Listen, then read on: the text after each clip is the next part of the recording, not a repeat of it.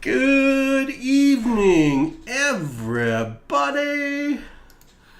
How you doing? Hello, Rob Wenzel. Hello, Icerk. Hello, Averard Kurt. Mr. Turtle. Jim Cantor. Chocolate 32. Saturday's going to be insane. Hopefully I don't have anything else planned. Me too. I hope I don't have anything planned either, Chocolate 32. Saturday should be fun. Who else we got? Turtle is in the house. We got Hillbilly Ninja, good evening. And I think that's all the chatters thus far.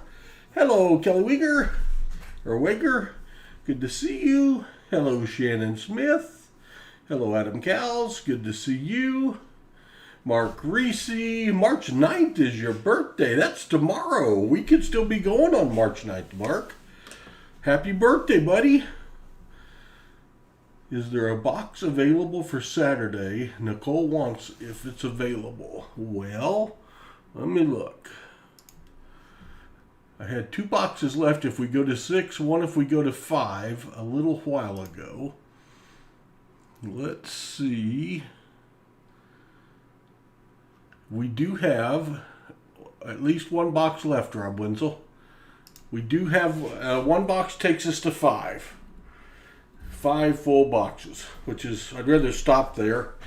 So if she buys 1 or donates for 1, I will probably shut it down right there.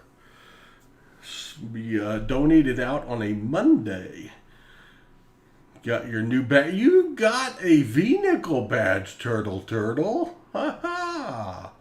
You've been out looking for your V-nickel. Let's see how it goes. Turning 19 is crazy. Yeah. 19. If only. Take care of your body, my friend. It's got to last the rest of your life. That or loan me your knees, please. Knees and eyes. My eyes are fuzzy tonight. Been watching TV without my glasses, and I am fuzzy.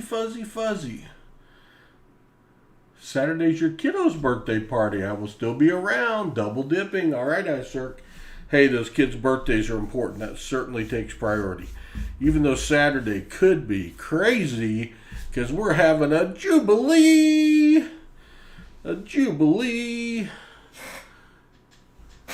I'm looking forward to it. Well, I just can't get the color right. It works on that one. How's it do on the split screen? It's okay on the split screen. It's just not good on the full screen. Find a color that works on everything. Hello, Copper Owl Coins. Good to see you. Night Owls. Good idea. Copper Owl Coins. Very good idea. We'll find silver for sure. Yeah, if Nicole's batting 5th, she could save us again. I am hoping and praying that we get onto some silver tonight and it carries into Saturday. Goodness gracious, has it been cold. We are so lucky to still be going. Your dad's knees are shot. Been doing concrete for 40 years. Working out for a whole year to see what happens. Yeah. And my buddy and his dad laid carpet for about that long. Bad on the knees and the lower back. And I can't imagine concrete. Ouchie. If this is the 25 Jubilee, how crazy will the 50 Golden Jubilee be? Oh, Chocolate 32, if only. Donna Helton, how are you? Good evening. A relative gave someone who works at a corner store and sells me some coins. They find oranges, so they gave me a free V-nickel. That's where my badge went. Very cool, Turtle. Very cool. All right, Rob Wenzel, I am going to go over then, if you all will allow me, and I'm going to add her, and I am going to say that we are donated out. If we add a 6 box, that's okay. With an auction, I don't know that I want to do.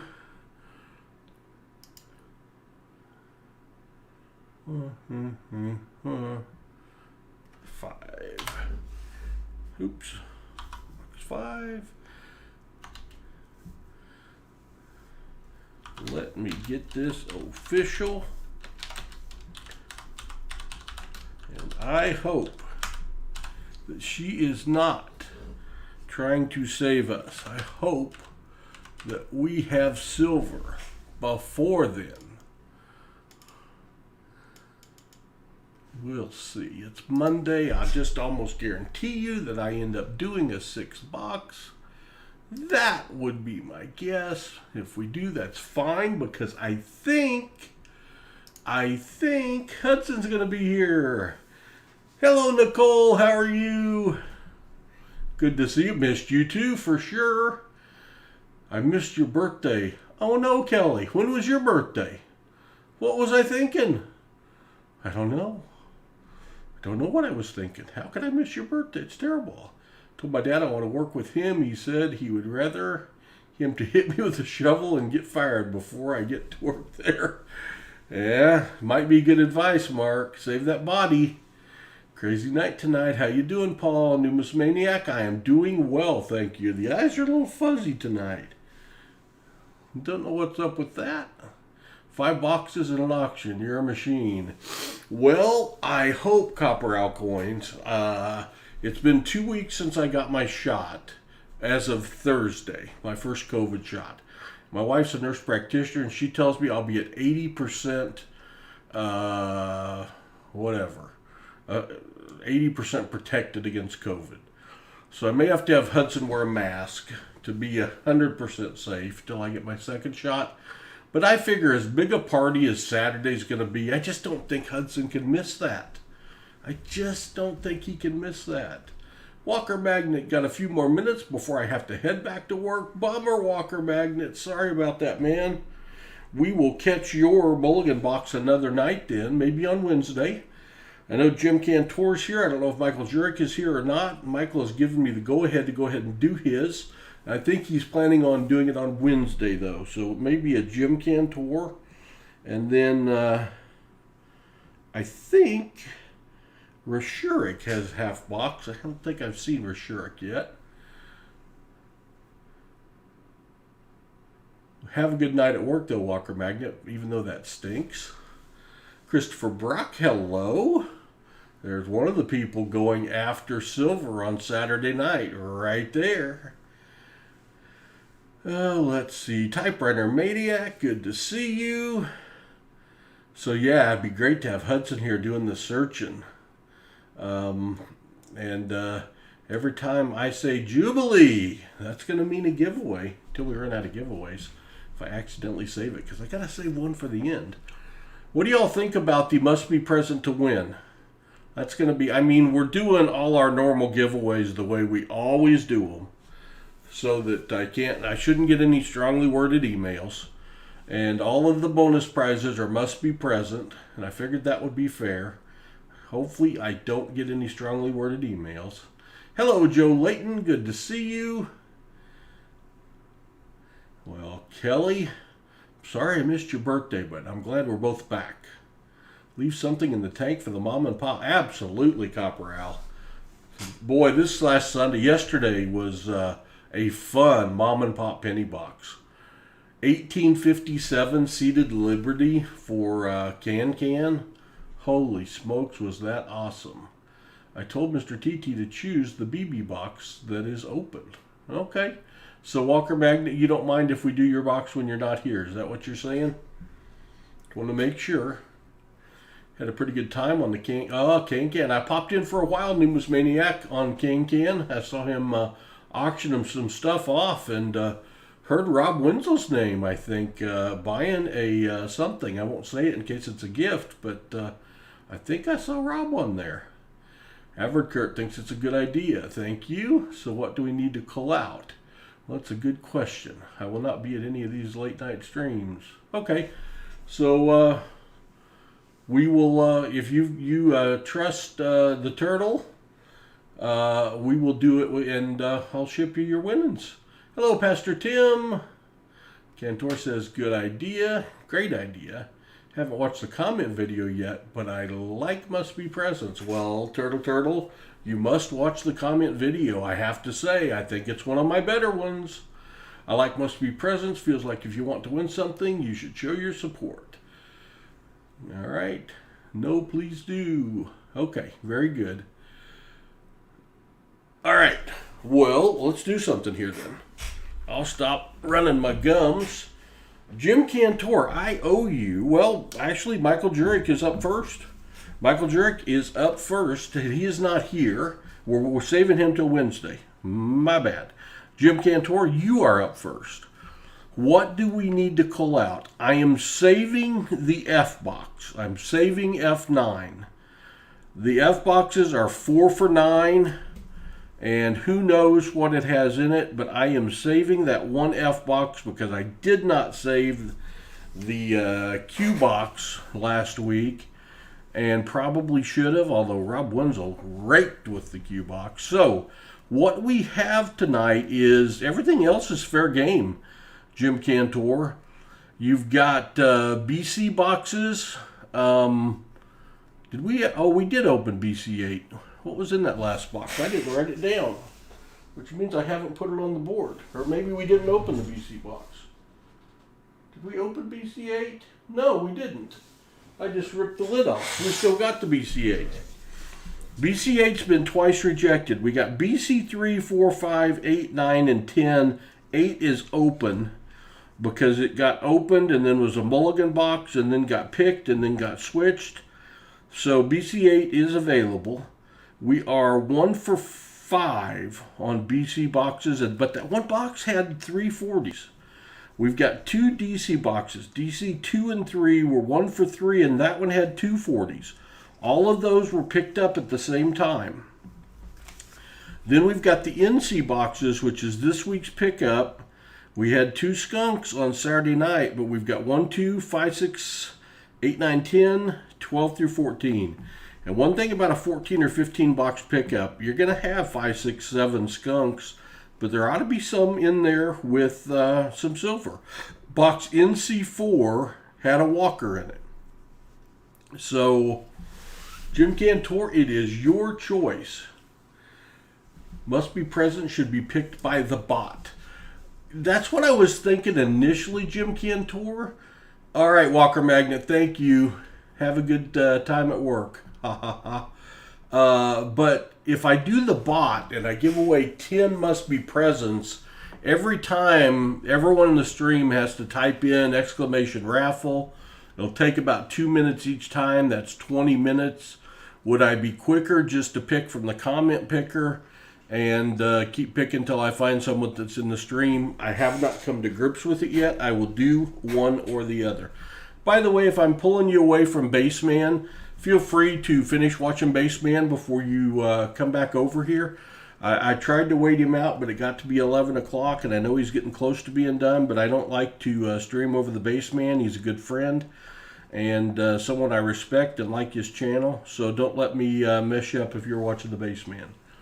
Jim Cantor says NC14. Hello, J-Ram. Good to see you. Let me find my yellow marker.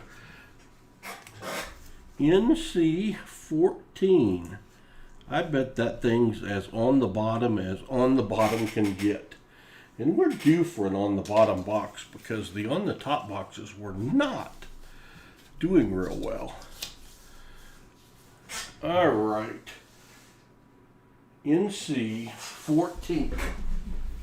NC14. Yeah, it's on the bottom, but that's okay. It's only got 2 on top of it. It's only got 2 on top of it. I will just slide the 1 over. Oh, NC14's got tape on it, Jim Cantor. Don't know if that bothers you. I didn't know any of the NC boxes had tape on them. But evidently this one does.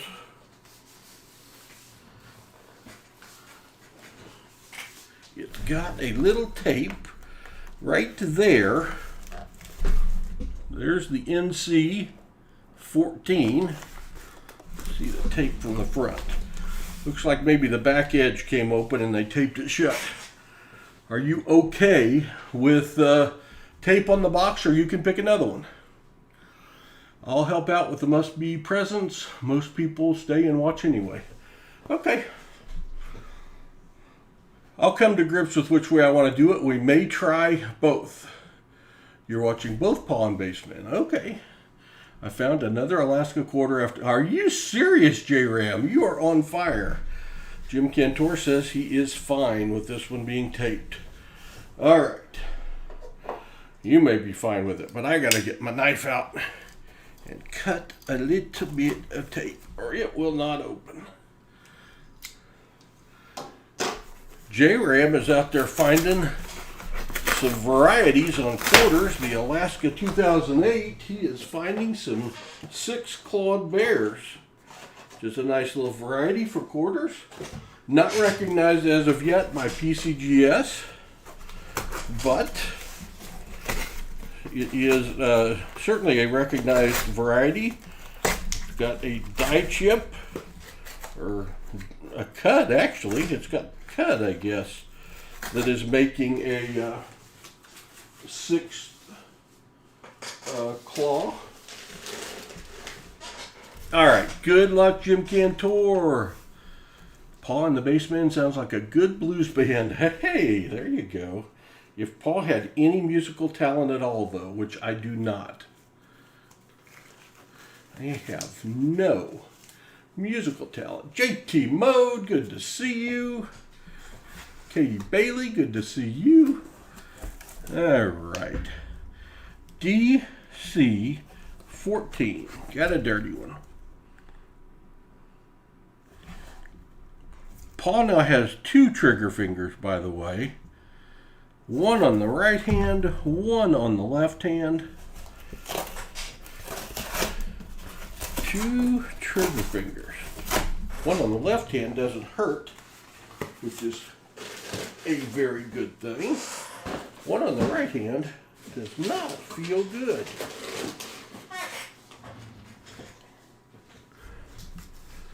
All right. Since we're on sleep time, I'm not going to flip them, Jim. We'll just be surprised if we find an ender. I'll kind of look as we go. Box NC 14. Pause, get another trigger finger. Yeah, if I get one every week, that'd be bad. It's not activated right now. Hello, Rashurik. Good to see you. Good to see you. All right, where's my screwdriver? There's my screwdriver. There's my split screen. Gonna have to see if I'm able to see the coins. Gonna have to see if I am able to see the coins. I imagine I can. If not, y'all are doing the searching tonight. And I'll just shuffle. Pretty sure I can still see silver for sure.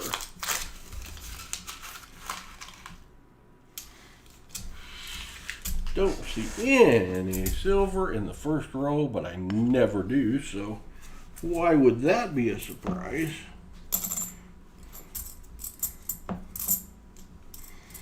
Alright, I can see them. We're good. Y'all don't have to search. Feel free to search along. If you see a silver go by that I miss, let me know. There's a 73D. Well, that ain't gonna work. I forgot I put the old shrinky dink on my screen when we were doing the penny hunt. I gotta blow it up.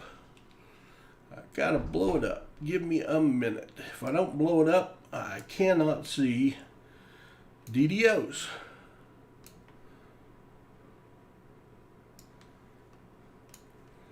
Let's try that. That ought to be big enough. Let's see. Let's see if that's big. That's a 78 anyway. Maybe I can't see. Why am I looking at 78? I thought that was a 73D. That's a bad start. Oh, John Jacobs. Good to see you. Power's out. That's not good, Typewriter Maniac. Yeah, I'll definitely hear silver, Shurik. I'll hear it. The little tink tink's not going to get by me. I can hear silver and I can hear magic coin. But the eyes are fuzzy. Guessing Paul's blood sugar is a little bit elevated. Could be the Dove's chocolates we were eating after dinner. Bad Paul. Bad Paul. It's good though.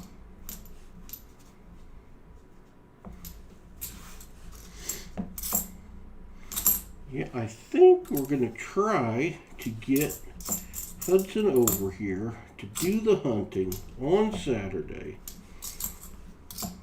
He was telling me the other day I hit him ground balls on Sunday afternoon. He was telling me, Paul, do you think you can keep the streak going 2 more weeks till I get back? Like, I don't know, buddy. I don't know. The box has been pretty cold.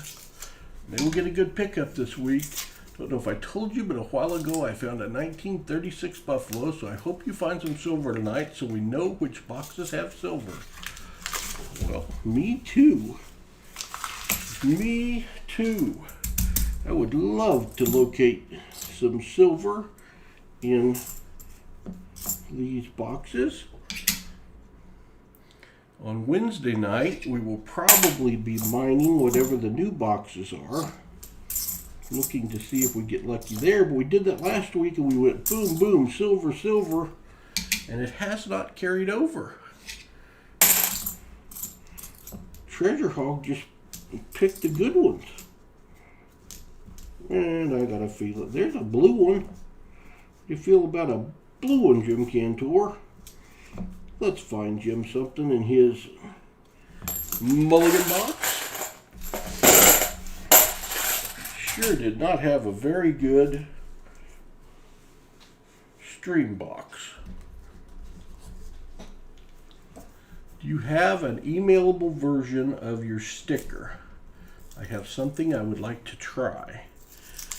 It depends which sticker, J-Ram. My Paul Spare Time sticker, I don't. Because I designed it on U-printing, up printing, whatever, U-printing. And they've got the file. I have a picture of my sticker, or one I printed off their site, but it's not the digital file. The Coinsomniacs one, I either purchased or it was free, I don't remember now. So I've got that one. But I was actually thinking today that I'm going to have to redesign my Paul's Spare Time one. I've still got all the original pictures that I used for all the different coins and the clock pieces. But I'm going to have to do it again somewhere that I can have the digital file, because I'm wanting to design a hat with that on it. So I can send you the non-digital, which is the one my wife made our t-shirts out of. Guess I ought to search all the coins. Left 5 coins up there. Or I can send you the digital file of the Coinsomniacs sticker.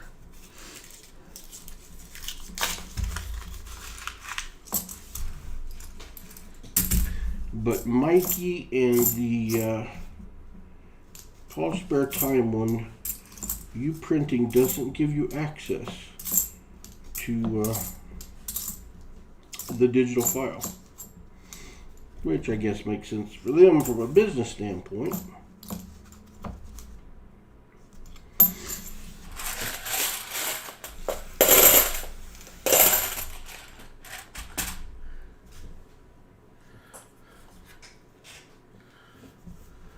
If you send me an email, J-Ram, I'll send you what I got.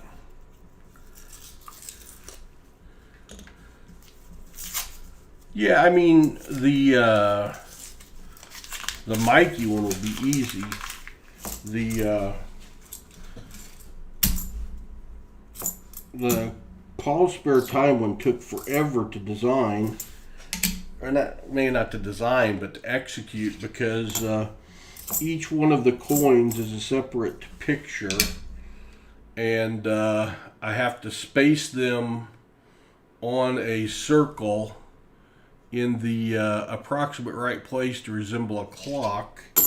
And then I found a site that had the arms to a clock that I used, and I've saved the picture for the arms of the clock that I put on it, and I have the file. Well, the Paul's Spare Time part that's text is easy to recreate, and then I've got all of the emojis that I put around the edge, so I can recreate it, Advocate. It just takes a long time. You got my hat and new emoji idea, right? No, Turtle, I never did get an email from you. I never did get an email from you. I don't know where it went. And I've never gotten the digital file for the first hat idea that you had. But I did not get the email you asked me about the other night. I never did get an email from you. So that's a big negative. I do not have it. So whatever you tried to send me, send again, because it did not come through. I've got a good hat company right here in town, and I have people I used to work with. Hey, there's an FC Jim. You got a 2003 NIFC. You gotta find. I could do a Coinsomniac for. Yeah, the Coinsomniac one I have the digital file for. I swear I sent you another one out. I'll send you another email soon. Yeah, I didn't get Turtle. Hope you got my claiming email. I did, woohoo. I actually sent it out today. It is on its way.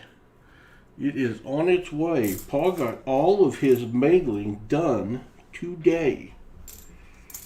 Amazing, I know. I don't know why or how. I didn't get up early, but I had to get up and pay bills. I did that first, and then I started working on shipping, and I just knocked it out. So tomorrow is take coins back to the bank day. Finally go to the local coin shop and get the 22 40%ers they owe me, and try to get out of there without buying anything else, which who knows if that'll happen. Oh, another Nipsey. You've got a 2018 D here at 2 Nipseys. Nipsey's a good sign. May at least work your way to a 90.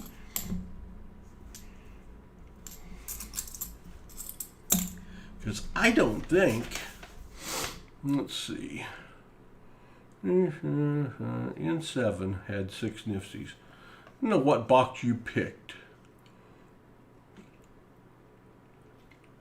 the other night, Jim, but I don't think, I have in my head you didn't get your 90 yet. One of these days I'll do that before the stream. But we'll just use the honor system. I've got 1 bucket of coins carried upstairs. I've got 5 buckets left to go upstairs. I've mentioned it to my son a couple times with them upstairs. They have not changed elevation though. So I'll probably carry 1 upstairs when we get done here, and then have a few more to do tomorrow. I've got pennies that gotta go upstairs. I've got they gotta go upstairs. I got nickels and pennies that need to come downstairs. But we're going to do a little remodel of the coin compound. I have ordered some shelving. I am inspired by Kurt and his new man cave that he is building. And I need more shelves. So I'm getting rid of a few things in the room so that I can add some storage for all my shipping stuff so that I get my table back that's become storage. I think you already got a 90 barber. All right. Well, I already shipped it, so this time you can have the Nifsies if you want them, Jim.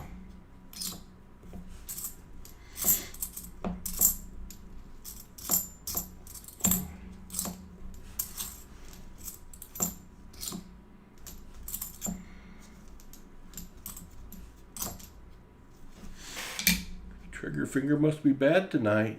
Yeah, got 3 fingers going. That's not good. That's not good. All right, watch your ears. Watch your ears.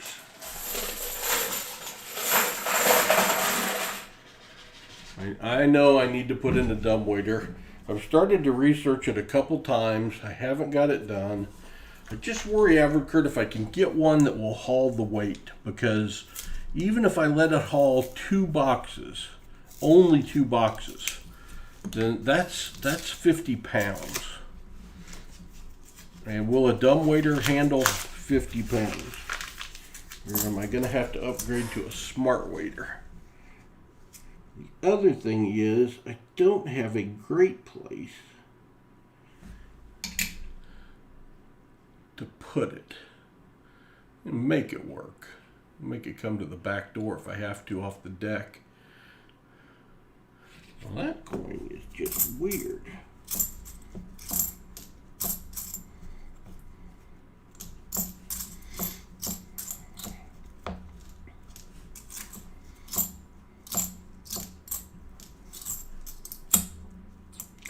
$2006 Nifty. Yeah, 3. We do have some Nifty spots. We are on roll 12. Email sent. I attached some photos of pins I've done. All right, J-Ram. I will check it out. Usually if I get an email from J-Ram, it means he's found another variety. He is a variety finding son of a gun. Pennies, quarters, 2012 Nifty, 1974. You found a ton of Nifties in one time before, Jim. 2003 Nifty. You might do it again. You might make a haul. Because whatever Nifties I find are yours if you want them. And hope we don't find 300.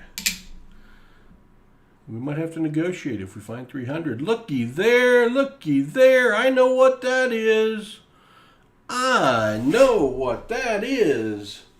That is a 1974 DDO. Boom. It is. I see the notch. I haven't looked at anything else, but I guarantee you it's a Nifty. There's the line in the R, the U under the U, the chubby S, the T above the T, and we're going to see the extra on the T up here on the right side. I guarantee it. There it is. That is not a bad DDO. Not a bad DDO, Jim. You at least got something.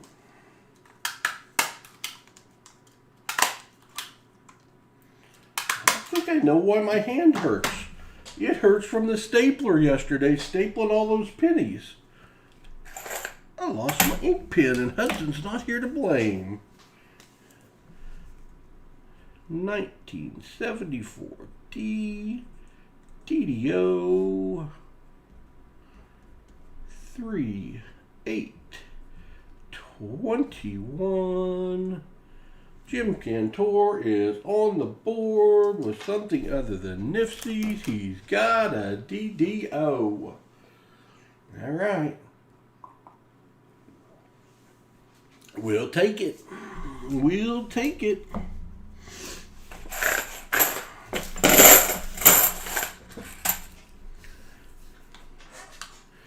All right, lucky roll 13. Will it be lucky roll 13?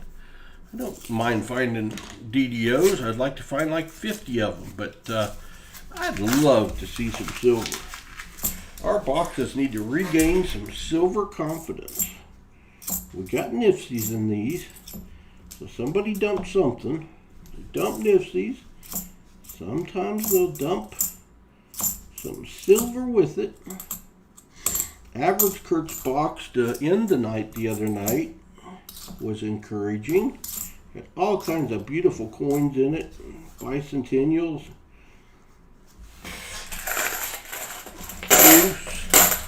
some gorgeous stuff. It felt like it was part of a dump.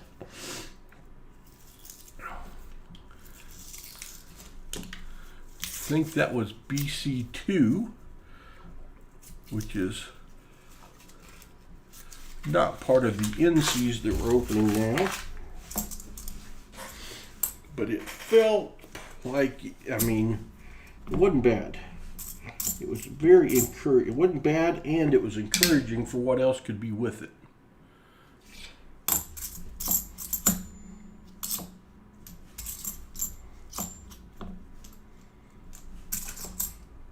We get Hudson over here for Saturday. He can be the one doing all the looking. I can just check out the DDOs and blame him if we have boxes like last week again.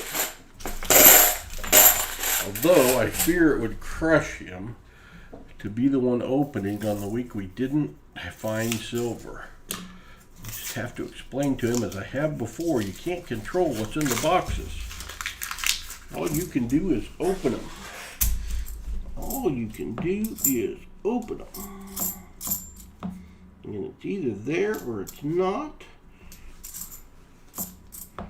Yes, I do believe that waving Batman over can help from time to time.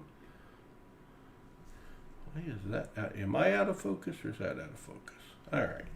Phew. That was out of focus.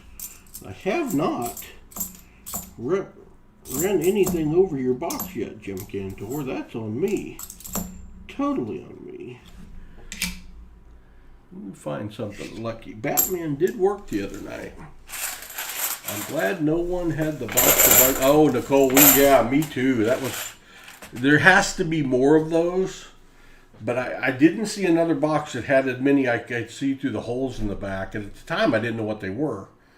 But I do have one box that I can see some dark ones, but nothing like that. We'll go all the way up to 10 boxes if there's no silver. It's possible, Turtle. What was I going to do? I was going to do something. Oh, I was going to get a Batman.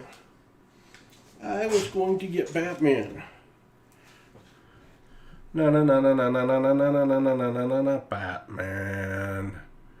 There he is. Only 15,000 made.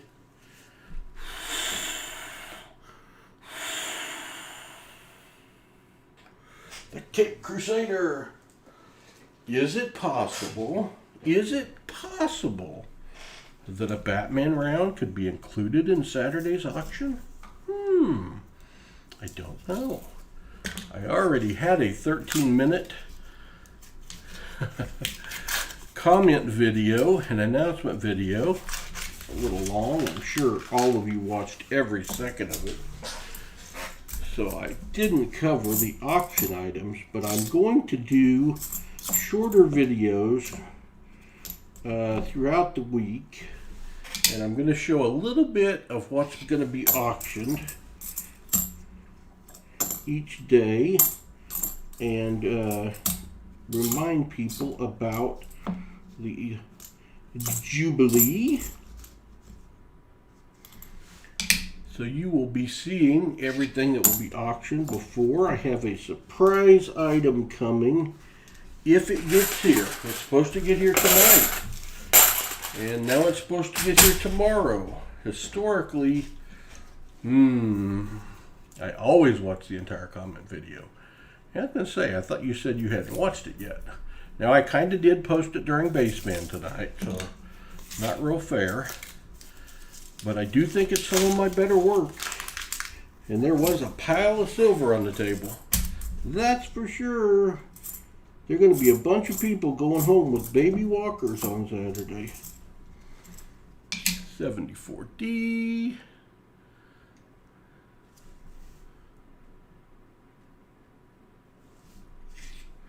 Not the video. But I would ask you if you would consider it. Saturday would be a good opportunity to introduce new people to the stream. And yeah, I know there's a possibility they could win what you're trying to win. I get it. But if you've got friends or acquaintances you have made over YouTube, it would be nice if you all would send them a note and have them check out the comment video and maybe have them come join us on Saturday night. I made up a 150 likes giveaway. I'd love to make up a 200 likes giveaway. Let's make it happen. When we do the Saturday stream, better see a Temple of Silver. Exactly. Catfish Arg. I think I said that right. Has just subscribed. Color me surprised that the subscribe thing worked. Thank you, Catfish Arg. Earlier today, I happened to be on the internet and on my site working on some stuff, and I was looking and saw we had 1,183 subscribers. And I clicked over and read some comments and liked them, thumbed up them, gave the heart, and came back. When I came back, we had 1,176 subscribers. So, and then I went back to Baseman, and I saw he had gone from 1040 down to the 1030s. So YouTube did a little harvest of subscribers today.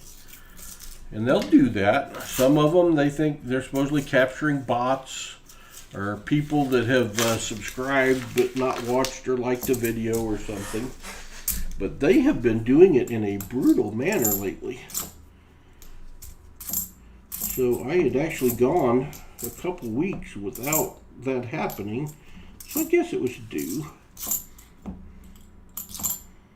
But Paul no like when his subscribers get kidnapped. No like at all.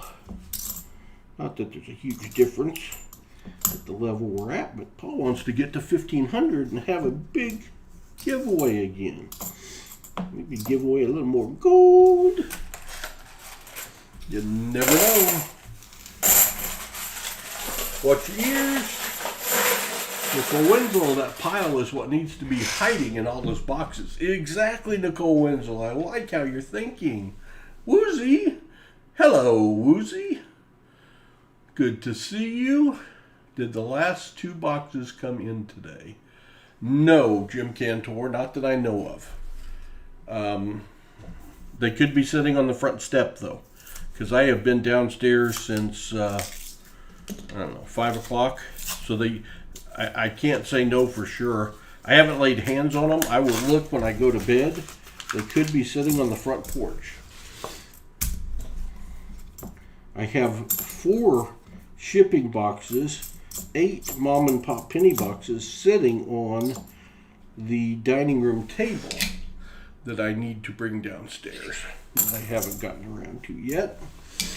And if I got those, that will make 10.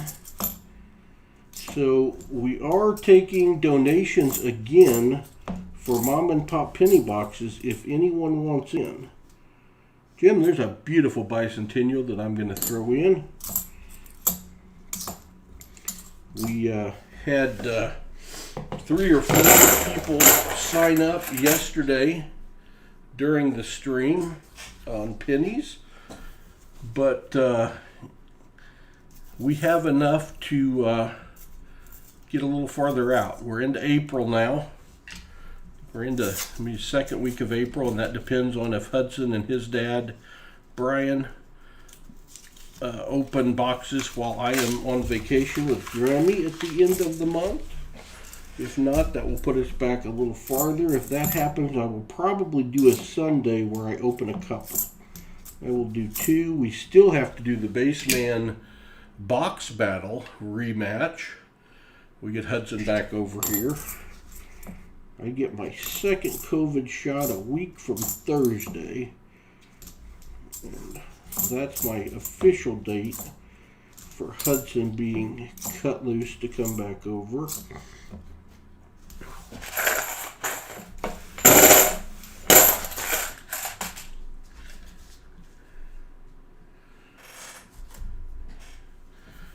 Yeah, I know we've got at least 8 more boxes. Well, I've got 4 boxes on the floor down here, 2 shipping boxes, which I haven't opened them, but my shipper says there's 2 in each. And then I've got 8 upstairs, so that's 12 boxes. So we're gonna make it into May. We're gonna make it into May before Mom and Pop run out. And then I have no idea. There was some information that they had gone to a storage unit and pulled some more out of a storage unit because the supply in the garage was used up. So I don't know how many are in the storage unit. You know that they have been collecting for generations, so could be a lot. And in any week we could be done. So we'll see. Was very pleased to see the quality of this box this Sunday though, because they are holding up. They are holding up. We had over 300 Wheaties.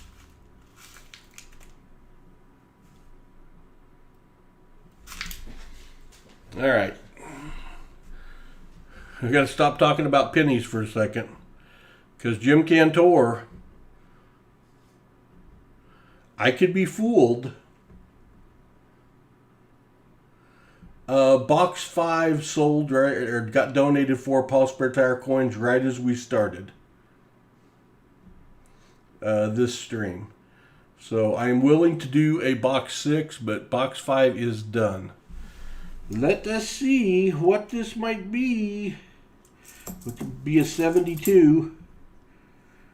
Nope, it's a 73D. Can you believe that edge was a 73D? Oh my gosh. I wish it was a boom. The dadgum thing is a 73D. Ah! Fooled.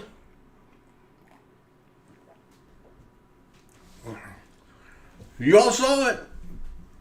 Maybe it'll be a DDO.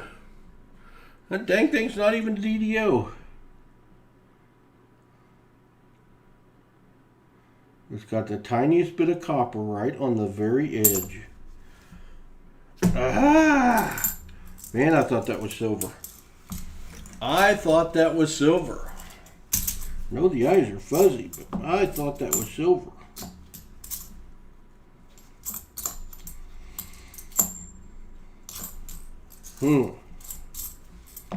Well, sorry about the fake out. There's a 2005 Nipsey though. That one was real. Ring of Death 74D. Could we have a Ring of Death 71D? Maybe it's just Paul's eyes. That one's a 73D. Man, I thought that was silver. Yeah, it won't be a heartbreak coin on Saturday. That one would have really hurt on Saturday, because I thought that was silver. Now, Hudson's eyes may have said, no, Paul, I saw that little tiny bit of clad on the edge.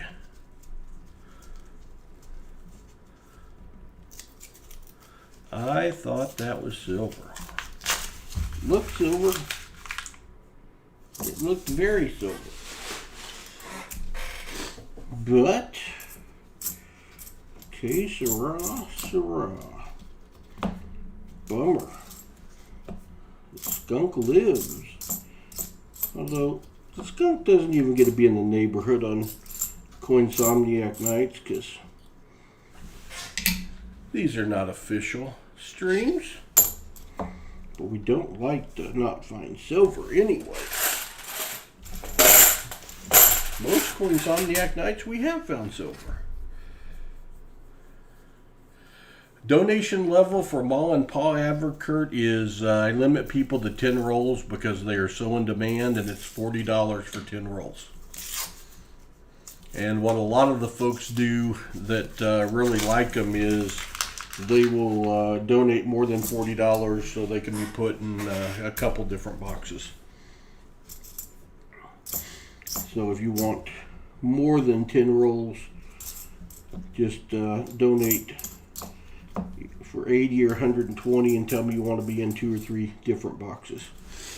But if I would let people donate for whatever they wanted to, it just would really limit the amount of people that would get to be a part of them, because they go like immediately.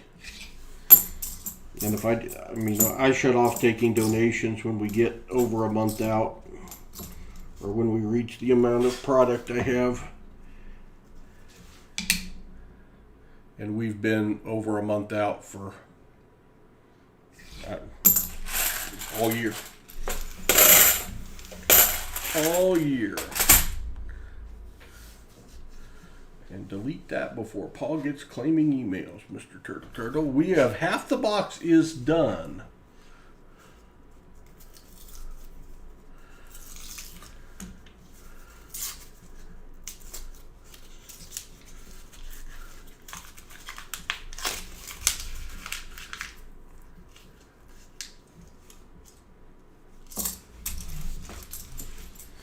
Me want silver. Me thought me had silver. My silver was taken away. It was like YouTube coming in and taking subscribers. My silver was taken away. Now, I didn't expect it to be a 73D. I will have to tell you that. A 71 wouldn't have surprised me.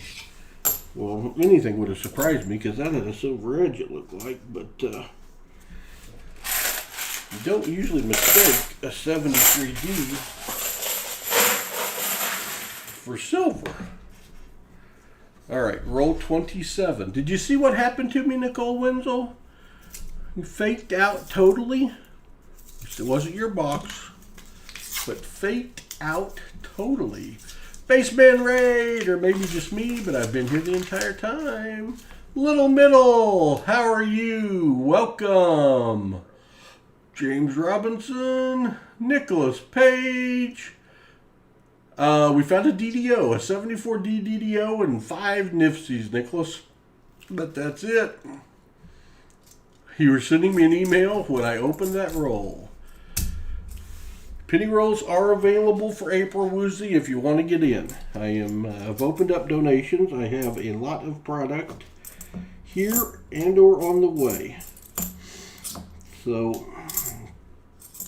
we can, I won't close it down till we get 4 boxes donated for through April. I think we're in the second week of April. And again, that depends on Hudson and Brian opening for me when I'm on vacation. If they don't, then I will start doubling up on mom and pop penny boxes on Sundays to try to keep us on schedule. You mean that coin they fooled? Yes, Nicole, that coin, it fooled you too? It definitely fooled me. Darn tricky sucker. Well, send me another email, Jim Cantor. Maybe I'll at least get tricked again, because it was more fun than looking at clad to at least look at a coin I thought was silver. Till I was crushed by it not being silver. Definitely cannot tell the difference in an 82 P&D tonight. It is a P, which means it could be a no FG, but that one is not. So Baseman kind of opened the stream tonight with a couple 71D DDOs. That is pretty cool. I don't look for those because I get so many. Uh-oh. Uh-oh. Uh-oh. Uh-oh. That's a 73D DDO, Jim Cantor. You got them both. There's the extra on the left of the T. That is a 73D DDO. Let's come down here and look at the S. You can see the fat part of the S for sure, right there in the middle. Line down the R. Got a split serif in the T. That is it. That is a 73D DDO. You got one of each, Jim. One of each. 73D and a 74D. From here on out, everyone's going to get $50 in a dollar flip because I ordered 500 flips for $50 and I got shipped 500 flips for dollars. And they'll work. I would send them back if I wasn't out. But since I used my last one of the $50 ones, we're going to have to work through 500 of these before I order 500 $50 ones. And I think we'll try it from another source next time. There is your, and it looks okay, a $50 and a dollar. It fits. You've got a 73D, you got a 74D. We've had worse Mulligan boxes. Guess I ought to finish sorting this one though. If I find something doesn't mean I'm done with the rolls.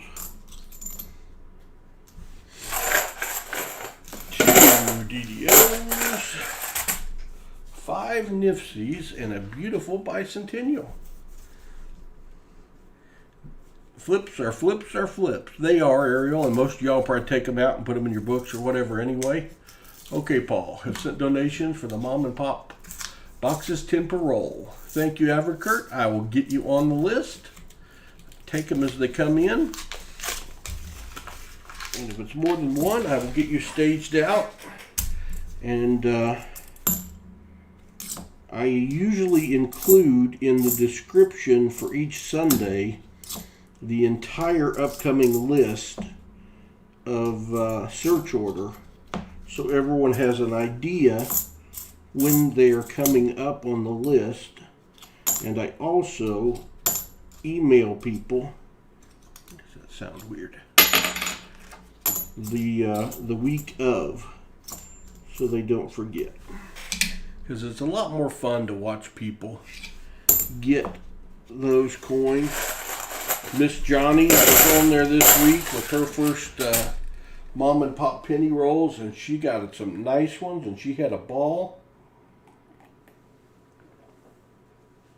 Can has had several of them, but he had another very good haul. Everybody had a good haul this Sunday.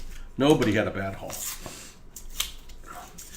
Can's was a little bit better than everybody else's because of the 1857 seated Liberty dime, which you don't ever expect to find. And it was on the slick side, but still an 1857 seated Liberty, which is amazing. P or D, you gotta check. Don't know. P or D 82. I know you're an 82. You're a D. 74D. It's kind of feeling like a DDO kind of night, isn't it? Feeling like a DDO kind of night. We already found a 73. We found a 73 the other night. It had been a while.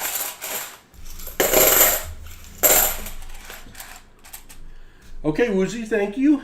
Thank you. Hello, Gina R. He chose NC14. Hey, Woozy, are you still looking for a 36D? If I remember right, was that the coin you were looking for, a 36D?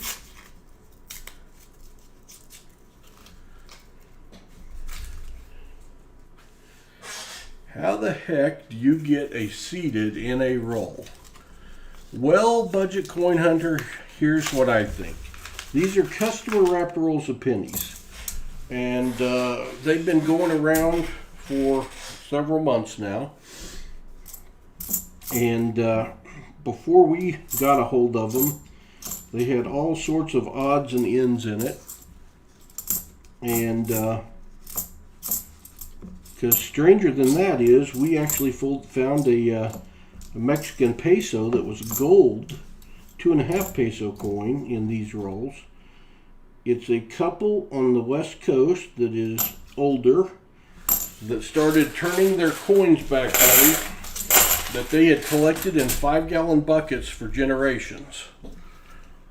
And as I understand it, they bought the scoops that you put the coin roll holder on the bottom of, and you scoop up the coins and they fall in the coin roll holder and you seal them shut. So my guess is over time, whether it was them or another part of their family that was collecting, some coins got thrown in that weren't pennies. It happens all the time, usually not a seated Liberty dime, but even in bank rolls we will find stuff that doesn't belong in rolls. If it'll fit, it can go in. So I'm guessing at one point somebody had some odd coins and they threw them in the bucket. Maybe some kids, who knows, and they got scooped up and returned to the bank, and they ended up in the box that way. So that's how we get them, Budget Coin Hunter. Or not, wasn't Budget Coin Hunter? Yeah, it was Budget Coin Hunter. So we have found foreign pennies from all over the world. We found a British penny this week.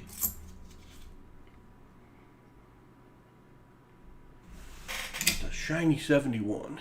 I don't think it's a proof, but it's a shiny 71. I'm going to include that one, Jim Cantor. And we have found Roosevelt dimes, which I found those in bank boxes as well as customer rep boxes. We have found silver rosies. We have found some Merc dimes. And we've now found a couple of seated Liberties.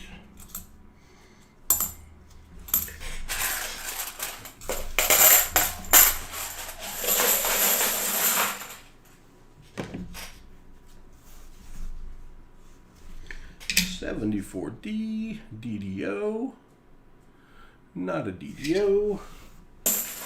This is roll, let's just say it this way, 17 rolls left. I mean, I thought I was doing awesome finding a BA seated of the internal rejector from Coinstar, but a dated one in the gold. Well, Budget Coin Hunter, you are doing well to find those out of Coinstars, and I hear some amazing stories of what people find out of Coinstars. I think this is a couple that has some money.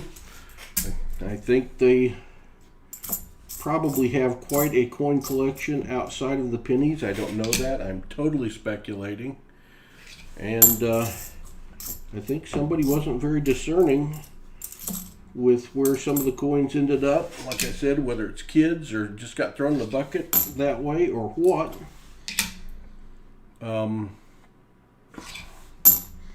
That there's been, well, there's been two of the gold 2.5 peso coins, because Baseman 64 got one also of the exact same coin. Now, those are smaller than a penny, but the color's not that different than some of the pennies that are in the rolls. The silver ones kind of stand out. But it's always a nice bonus for someone when you find something like that. I know William Finds Pennies thought there was pretty good value to this 1857 seated, even though it was pretty slick.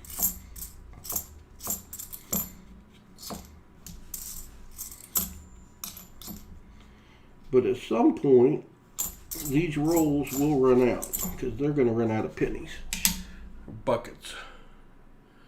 And I will be sad, because the most amazing thing to me that's in the rolls is the blazers. There are wheat pennies in these rolls, and have been consistently in the rolls the whole time we've been opening them. that we call blazers that look like they were minted yesterday. Find a 1955 to a 1958 wheat penny that looks like it was minted yesterday, and it's just perfect. Those are cool. And then 2009s the same way, with the Lincoln backs that look like they were minted yesterday. My favorite coin is the one with the cabin on the back. I just think it's a piece of art when I get one that is perfect. And we've been finding several of those per box. And a few Indian head pennies. Not a ton, but a few. 2006 Nifty Jim. But they're a lot of fun to open. Then it will be mom and pop nickels. No. I think, oh yeah, B.H. Ringer, you're right. We did find a, what was it, $2 Canadian toonie, which I guess the two would have given it away. There were a very few nickel boxes turned in by them also that are unnamed.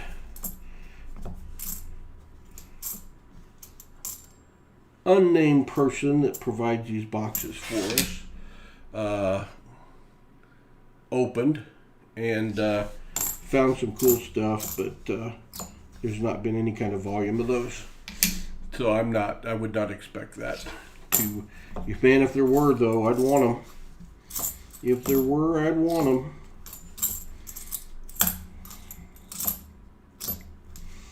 No telling what might be in them. But a lot easier to accumulate 5-gallon buckets of pennies than nickels.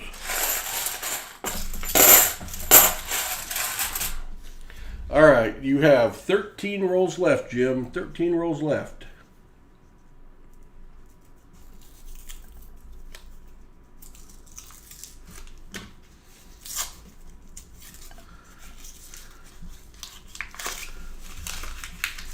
Kelly, what they're finding on the Coinstar, my understanding, is the rejected coins. So, like, even when I take my coins back to the bank, and not right now because they're doing it for me, but you dump them into a coin counter, and occasionally the machine will reject a coin. And the Coinstars are made, maybe not all of them, but they made a change in the past where they programmed it so that it would spit out. Man, that's a weird looking 71. It would spit out anything that didn't weigh right. So if it was silver, for example, it would spit that coin out and reject it. Or if you're in the United States and you're feeding in foreign coins, it would reject the foreign coins. So a lot of people don't know that. And so they'll bring in a big bucket or vase or something of coins, and they'll dump it in the Coinstar. And the Coinstar makes a lot of noise when you're dumping coins in it, and they won't hear the clink clink of the machine rejecting coins. So after they've got everything poured in, they print out the receipt. There's a 2005 Nifty, and get their money, and they don't check the rejected coin bin. So what people do, and some people just about make a living off of it, is they go store to store and they check the rejected bin, 11 left, of the Coinstar machines, and then they pick out the coins that are in there. Now sometimes it might be a bent coin that doesn't have any value, but it would be programmed to spit out war nickels that are silver, or any of the older dimes that are silver, quarters, half dollars.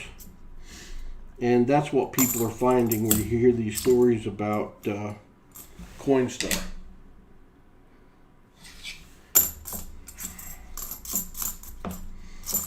And a lot of times they're foreign coins. I have never been so lucky I've checked the rejected bin a few times at a Coinstar, and I felt like a heathen each time. And I've never found anything.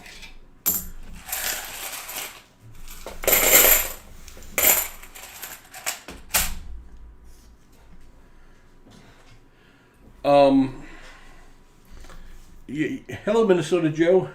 Yeah, if it's lighter or heavier, it should spit it out.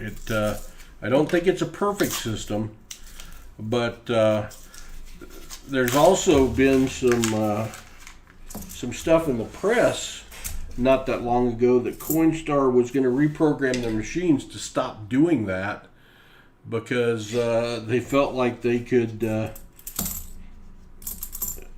check the machines for silver after people had dumped, and they could increase their profits that way.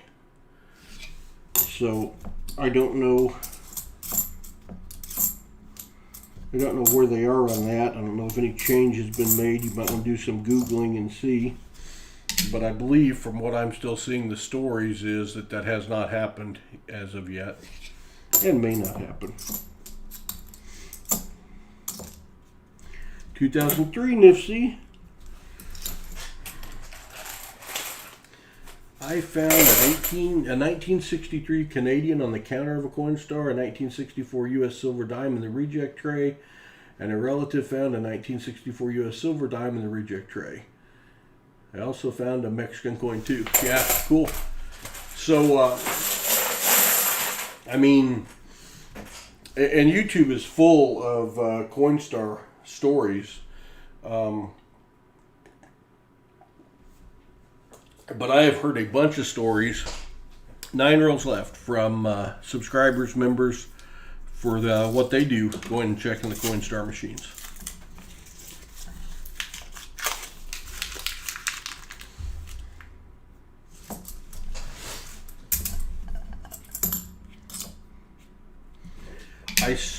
I think it was Half Dollar Make You Holla, did a video on the Coinstar machine testing it to see if it would spit back the silver coins.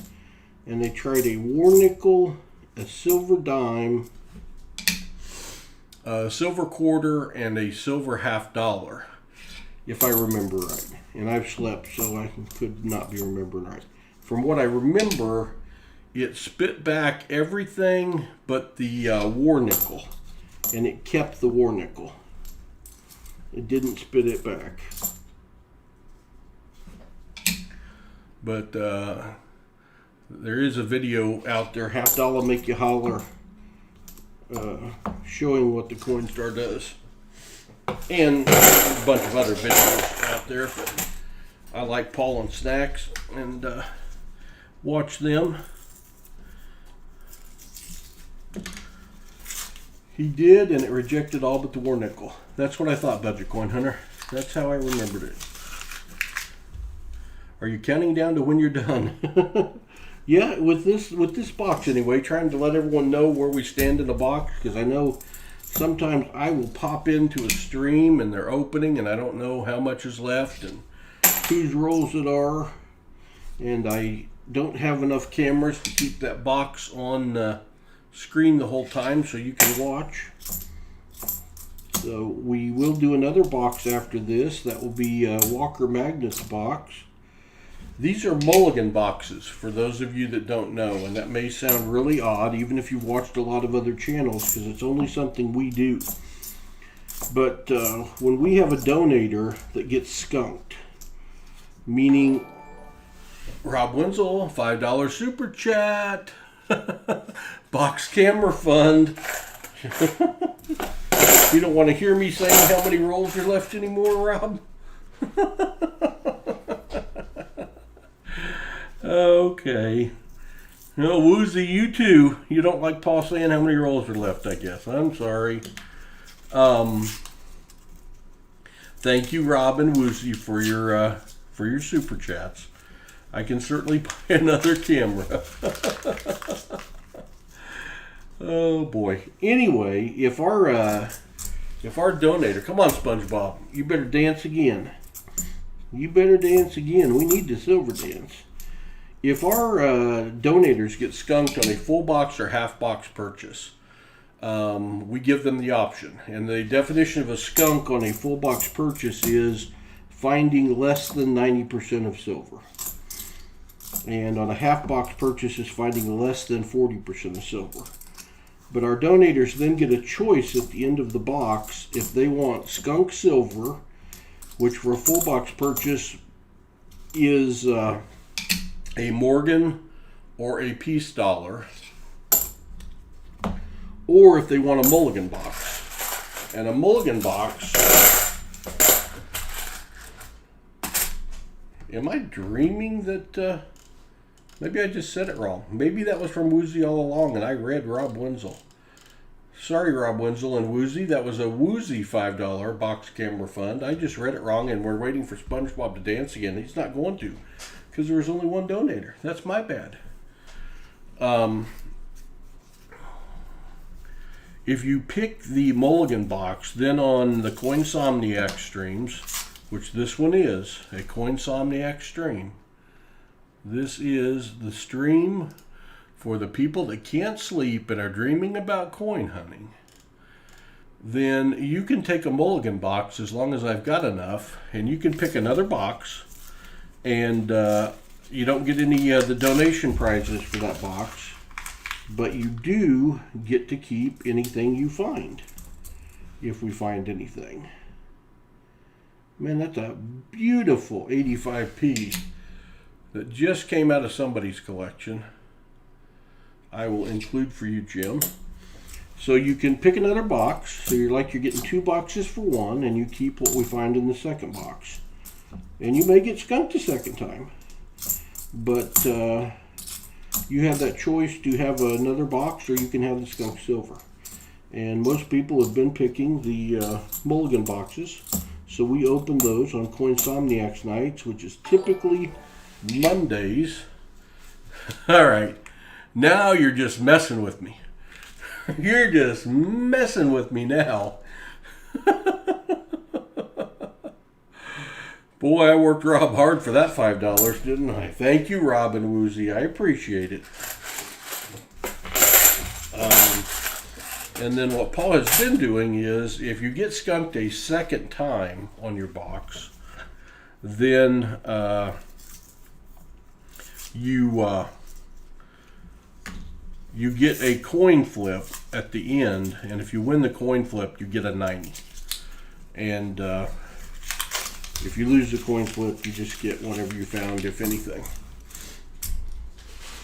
The bank has told me that I'm going to have to start paying a surcharge on coins going forward, which is why I had been getting from this bank instead of my other bank, because the other bank put a surcharge in quite a while ago. So I'm going to have to make a few changes to try to stay whole, and one of them, unfortunately, is that I am having to eliminate the legacy choice on the full box hunts,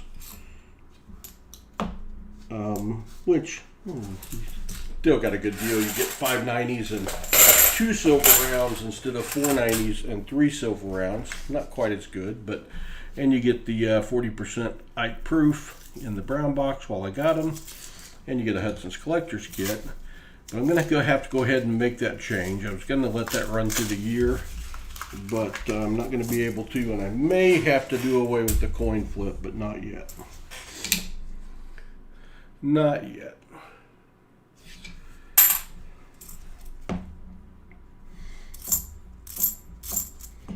They told me what they thought the surcharge was going to be, but they're supposed to let me know for sure when I pick up this Wednesday, so I'm not exactly sure what to expect. So we'll see. Southern Metal, $5 super chat. I am next.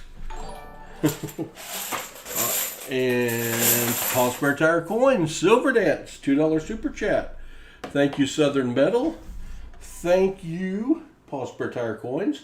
Now, Southern Metal, are you next in having to pay a surcharge?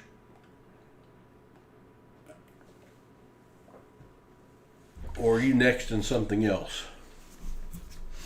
Because I've got a feeling that the surcharge thing is going to go. There's a lot of places where you still can't get coins. And I've got a feeling that if they do open it back up where you can get coins, that there's probably going to be a surcharge.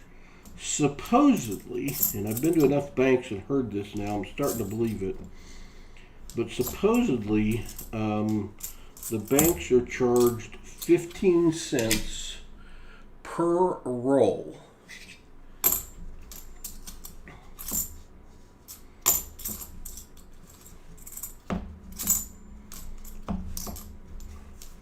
Which is $7.50 a box, because all the boxes have 50 rolls in them. And when you open as many boxes as we do, 2 rolls left, by the way, Jim Cantor, that can get pricey. Here's one for Rob Wenzel. Rob Woozy, or Woozy Wenzel. $5 super chat for Average Kurt. I told you. And there's Rob Wenzel is back again. For since he can't super chat. Thank you, Rob and Average Kurt. Paul's turn to be in the barrel tonight. Woozy, it also depends on the size of the bank and how many branches it has. Yeah, probably does. I need a new bank. The thing is, Southern Metal, I have been to, I don't know, every brand of bank in the area, and we have a lot. And I mean, my bank, my personal bank for the last 35 years, is Arvest, which is the main bank up here. And it's owned by the Walton family of Walmart, and this is Walmart country. And they were the first one to go to this surcharge. And which is what got me out looking during the coin shortage. And I found this new branch by my house that has very little traffic, and I was able, empty box, Jim, you got this last roll. I was able to get them for the last 6 months with no surcharge. So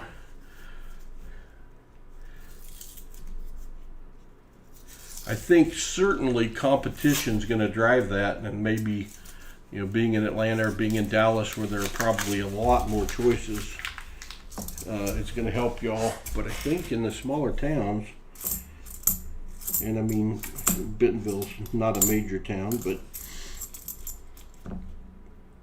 it's a lot bigger than it was when I moved here. They kind of got you by the short hairs. Baseman64 donated $5 through the super chat. Dance, SpongeBob, dance, dance, Spongy. Do the silver dance. SpongeBob and Southern Metal, I am not finding silver again tonight. It has been lean the last 3 weeks. We found 1 this week to keep our streak alive. We found 2 the week before that, and 2 the week before that.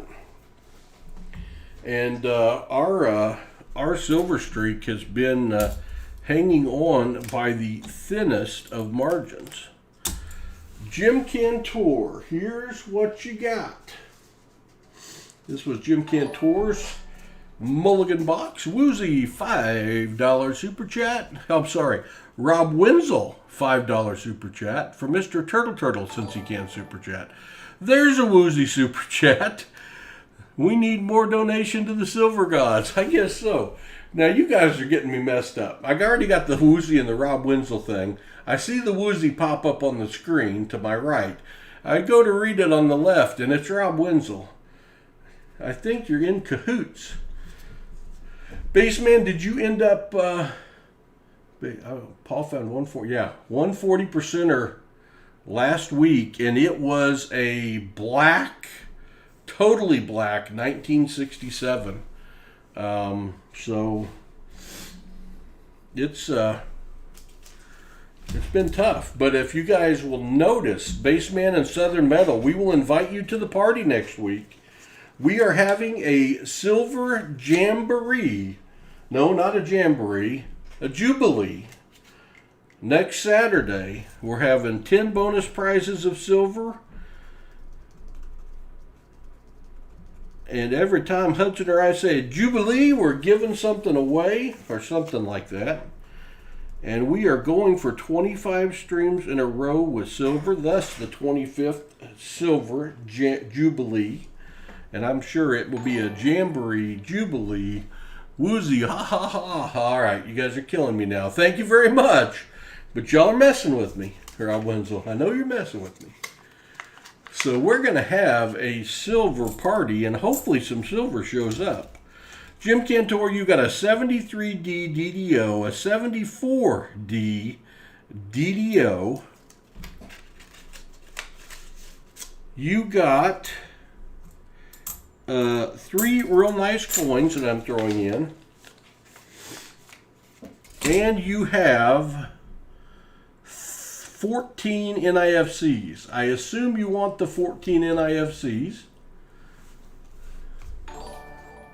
Paul Spare Tire Coins, $2 super chat. I think you can afford a camera for the boxes now. I think you're right. I didn't know you all wanted it that bad. Paul will get another C920 on order at the end of the stream, and we will have an additional camera that we put up that will show the box as I pick coins out of it. Thank you all very much. Jim Cantor, you want the Nifsies, I assume? If you don't want to mess with them, okay. You want the Nifsies. I will throw them in. And then you did get silver skunked again. So while the rules are the same, Jim Cantor, with a double skunk, it is coin flip time. It is coin flip time. For you, you've got heads. You've got tails. This is not a two-headed. It's not a two-tailed coin. It has one of each. You're going to call this, then I'm going to flip it into the bucket. If you win a 90 of your choice. If you lose, you get the 2 envelopes I already packed up. Averkurt with a $15 super chat. As if on cue for Mr. Turtle, the Silver Gods, and the box camera. Thank you very much, Averkurt. Y'all are just too generous tonight. I appreciate it great. Even though you're messing with me, I'll take it. Heads, Jim Cantor says. He says heads. Here comes the flip. Woozy says side. If I flip on the side, I'll pay off anyway. Because I don't think I've ever done that. And it is heads. What 90%er do you want, Jim Cantor? What 90%er do you want? As if I don't know. As if I don't know. Boy, howdy, that would be fun. Turtle said tails. Turtle. Sometimes you just got to take yes for an answer.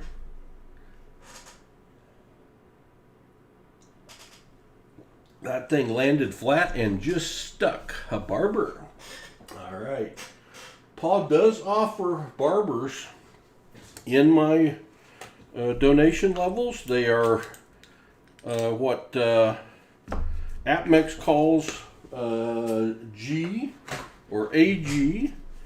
But you can pick Barber, Walker, Kennedy, or Barber. And there's a 1904 Barber. There's the eagle on the back. Jim Cantor picked a Barber, so he's going home with Skunk Barber. So he got a Mulligan box, some DDOs, and a Skunk Barber. Not a bad deal. Got to see a second box. Unfortunately, NC14 was skunky. All right, let me get you packed up, Jim. Since I shipped everything today, I probably won't ship again until next week, Jim. So I'm going to hang on to these for a week. Unless I just decide I just have to go to the post office again. And I got to tell you that that's not in my top 10 list of favorite things to do. So it'll probably be in a week, most likely. So it is time for Walker Magnets rolls. He's got a full box, Mulligan box coming, and asked the Turtle pick for him. Rashurik, I don't know if you're still here. If you are, I have you down, I think, for a half skunk box. And if you wanted to hang, I would do your half after Walker Magnets. Up to you. If it's going to be too late, that's also fine. We can wait and do it Wednesday night. We're doing Michael Jerks on Wednesday night. On Wednesday night, we will be opening the new boxes. Assuming I get my pickup order, we will be opening the new boxes to mine those, prospect those, see what might be in them. So, you probably don't love looking at that screen.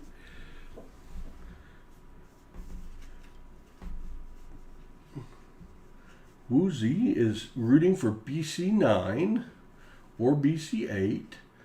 Mr. Turtle says 60% of the time I pick the worst boxes, but 20% of the time I pick the best boxes, and another 20% is one silver box. Well, find me some silver.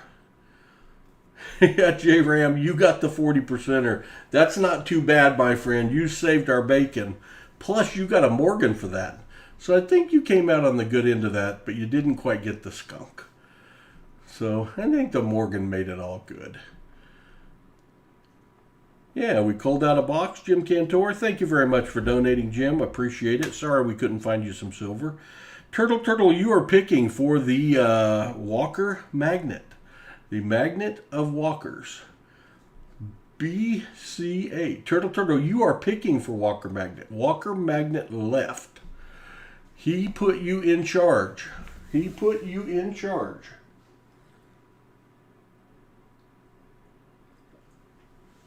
If you want BC8, that's awesome for me. I don't have to highlight it. I don't have to open it. It's already open. It's already highlighted. It's already checked for enders. Yeah, Kelly, I gave away a walker to the first person to find silver last week to get us to 24 streams. J-Ram was the only one to find silver. So he won the walker. I'm doing the same thing this week. The first donator to find silver gets a bonus 1899.0. I said walker. Morgan. A Morgan. I'm saying, sorry, a Morgan. And but an 1899.0 Morgan to the first donator to find silver. Not something I will do every week, but I will for the 25th silver streak if we hit it. Oh, then BC8. I think we should save this for Saturday, but what the heck? Open it for Magnet of Walkers. All right, here we go. Let me put that over there. BC8 is on top. It's opened. It's highlighted. It's been rejected twice. Rejected twice. One time because I heard wrong. One time because it got swapped out for a Mulligan box. So, we will get this thing opened up. I already know there aren't any enders in it. So, we're not going to search for enders. We're going to scooch it over here, where eventually another camera will be over there looking at the box as we take rolls out of it. An 1899.0 is worth over $100. That's awesome. Well,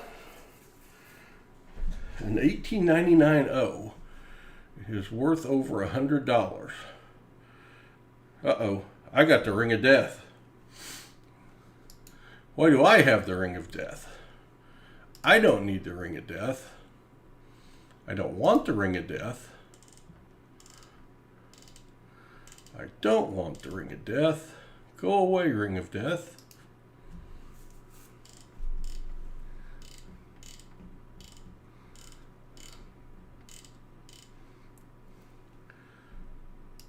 Alright, I'll be back with you in a minute. Trying to purge the ring of death.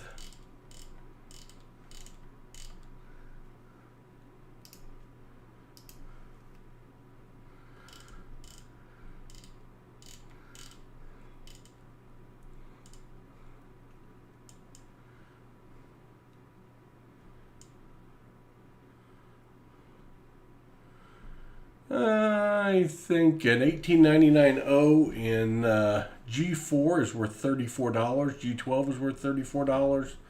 G40 is worth $40. So I don't know that this one's worth $100, but I still got the Ring of Death. I'm going to refresh. You guys are good. I'm not good. So it's just me. All right, I'm back.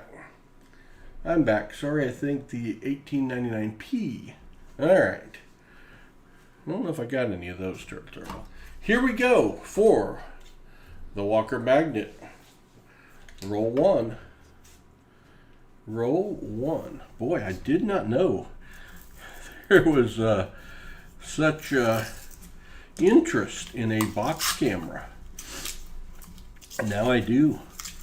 Paul doesn't have to do the math. Be good for Paul.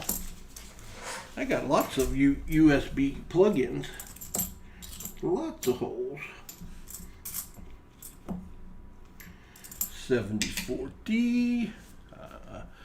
And you know what I always do on the first roll? I'm on the wrong screen. It's just one of those things Paul does.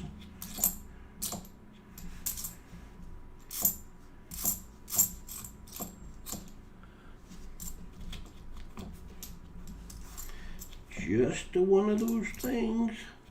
Now I'll have to figure out where on the screen I'm going to put the box cam so you'll can see it. Assuming that doesn't have to be very big.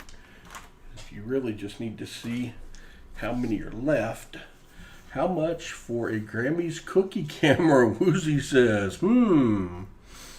Actually, that's one of those that if you could get smell-o-vision and you could smell, there's a couple things in the world to me that you cook that have that smell. Chocolate chip cookies, when they are cooked, have that smell. If I could have a camera on those chocolate chip cookies so you could smell them, that would be amazing. The other thing for me that always gets my attention is homemade bread. The smell of homemade bread being made is just awesome. So here's a story about the smell of homemade bread. Story time! Some of y'all probably hate my stories, but here you go. When Paul was a buyer for Walmart, I was in the small appliance area first as an assistant buyer. And toasters, coffee makers, vacuum cleaners, microwaves, that kind of stuff. Well, it's at the same time that the homemade bread maker got invented and came to market. And when the homemade bread maker came to market initially, first off, it was very expensive. Second off, it didn't sell that great because people had to do the hard work of mixing up everything and having the yeast and the starter or whatever to make homemade bread. So someone I know that might be sitting in this room had the idea to come up with starter packages for homemade bread where all you added was water, ideally.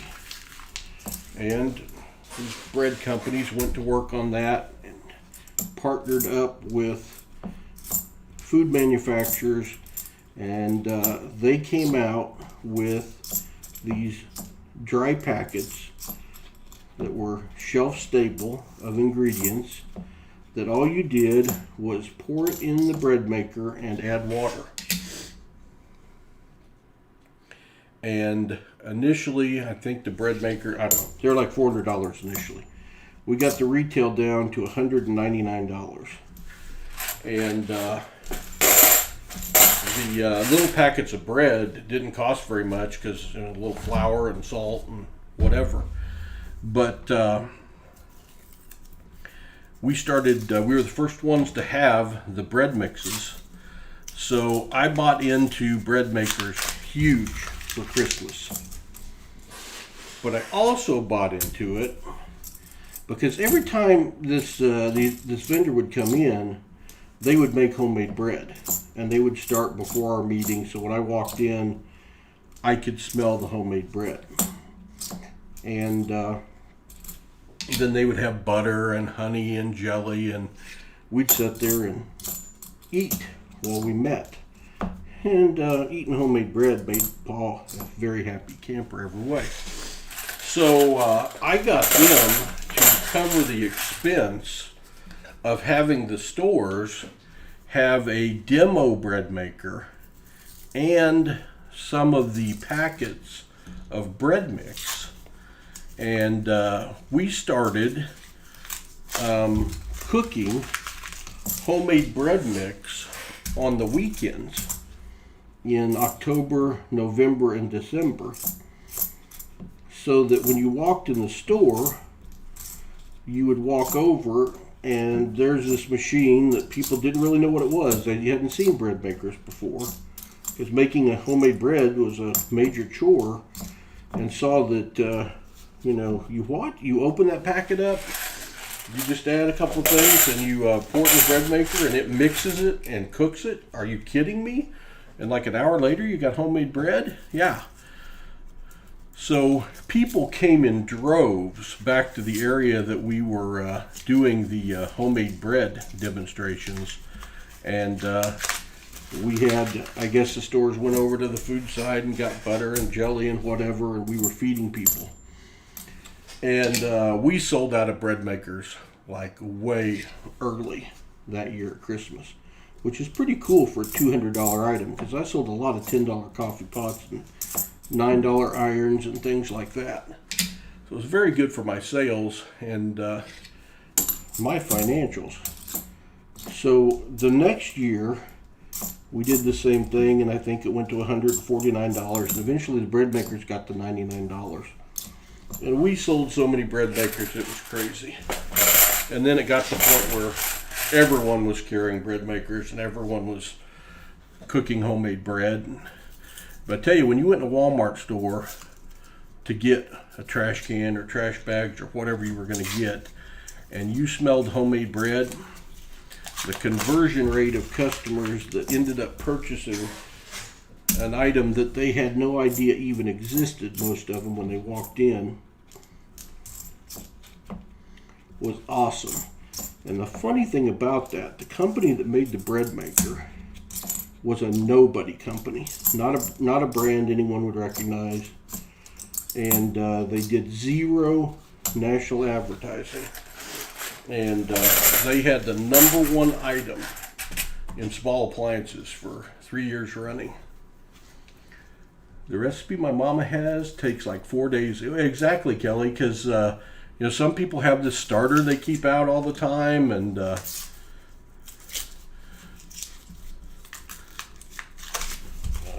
making homemade bread is a chore. So, okay, Everkurt's hungry. Well, and then they started,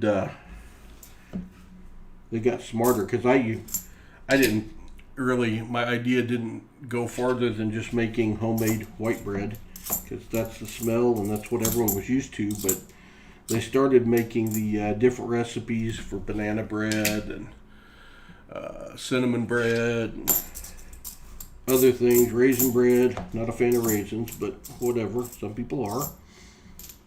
And you got to have quite the assortment of breads that you could make in this homemade bread maker.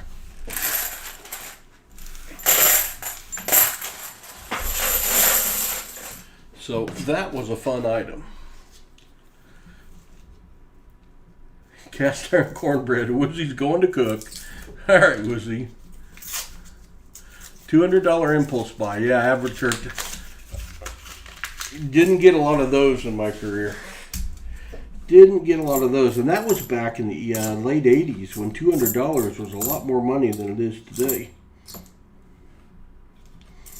Layaway was full of those things for Christmas.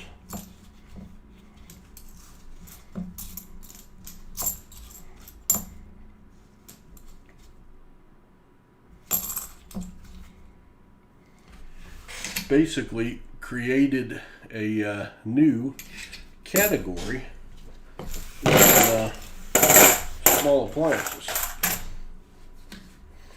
Did the same thing with sandwich makers long before George Foreman had the George Foreman grill. But sandwich makers had been around a long time. We used to go pull the Sears catalog when I was in small appliances and take the Sears catalog back to the early 1900s and look at the different appliances they had. And I don't know what year it was, 1940s or 50s, that there was an electric sandwich maker. And we brought the electric sandwich maker back in like 1988. And we sold the fool out of electric sandwich makers because that was an easy one to demonstrate at store level too, because all you needed was bread and apple pie filling and ideal a little cinnamon sugar. And you take bread, put it in there, put a little apple pie filling in it with some cinnamon sugar, and you cook that up. And if you got somebody to try that, like a little apple turnover, time for a commemorative. That would be nice. If you had a camera, you would know we are on roll 12. And we haven't found a single thing. There's a 2010 NIFC. So all I had to say is we haven't found a single thing, and we find a NIFC. But sandwich makers, unfortunately, were only $19.99 a piece. So even though it drove a lot of sales, it wasn't quite as fun as the bread maker.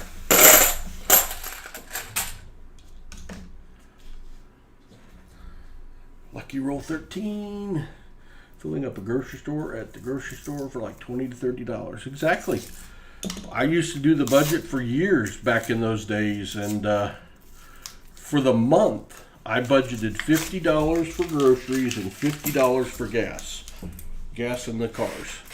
That was the budget for the month for my wife and I and an infant daughter. $50 a month for gas, $50 a month for groceries. Paul would be a lot skinnier on that budget now. Probably good for me. Wouldn't be a lot of fun.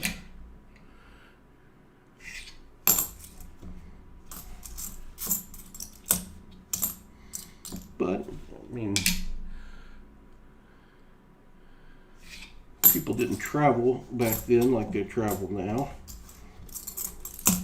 The world was a lot smaller place.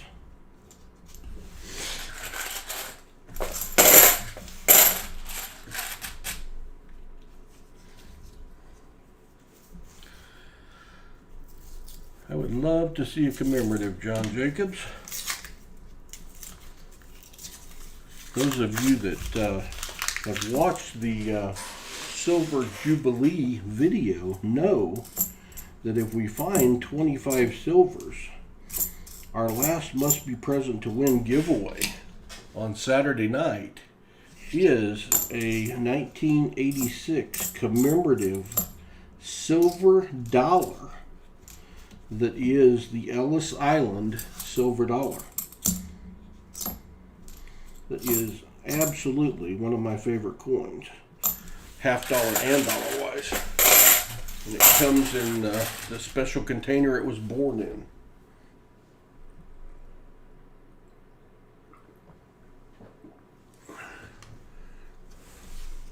On the Saturday stream, I said if BC has no silver, I will be unmodded for a Sunday stream. So if there's no silver in this box, I'll be unmodded for a Sunday stream and maybe the rest of the stream. Uh-oh. It's a S-Mint budget coin hunter. It's S-Mint. 90% silver.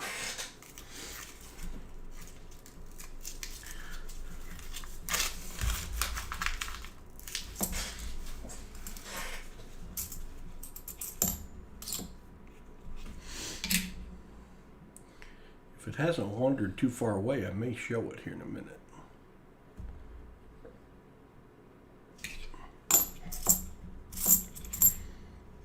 I'm not really finding anything to show.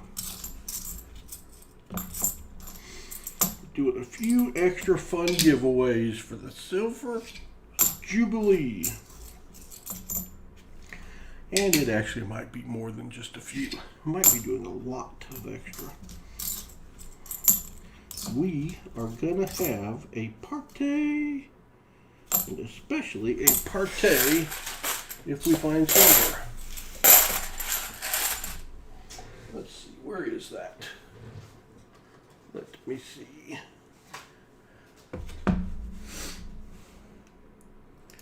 This is the giveaway if we find silver for the 25th stream in a row. Let me get my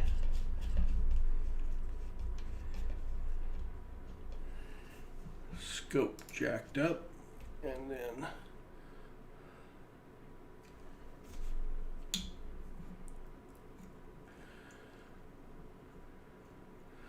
there is the 90% silver S proof 1986 commemorative Ellis Island dollar. Just about as pretty a coin, and it's got a different back than the 86 half dollar. I like the 86 half dollar back, I think, better, but I don't think anyone's going to be too upset with that one.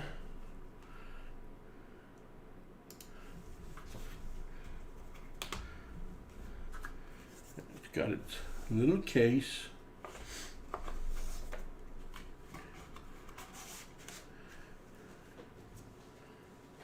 Put it back in its spot. If we find our 25th stream with silver, that thing is the last giveaway of the night. Must be present. It is beautiful in my opinion. 5-cent soda and 24-cent gas. Don't remember it quite that cheap. I'm a little tiny bit younger. I certainly remember 70-cent gas. And you put a quarter in the machine and you got change for your soda. I do remember that.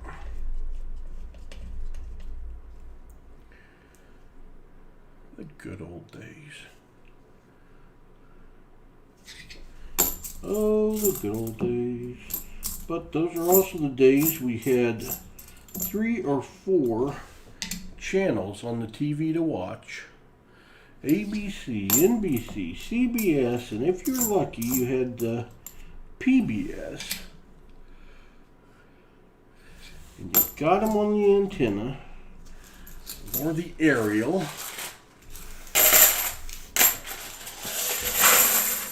And if you were highfalutin, you had the little button inside that turned your antenna outside so you didn't have to do it yourself.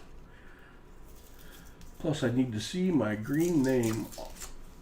Maybe I'll be unmodded on the Wednesday night Coinsomniacs instead. 19 cents, the cheapest I've ever paid. Wow.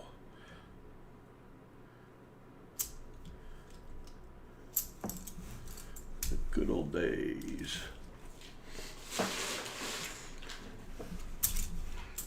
Probably not the good old days of TV.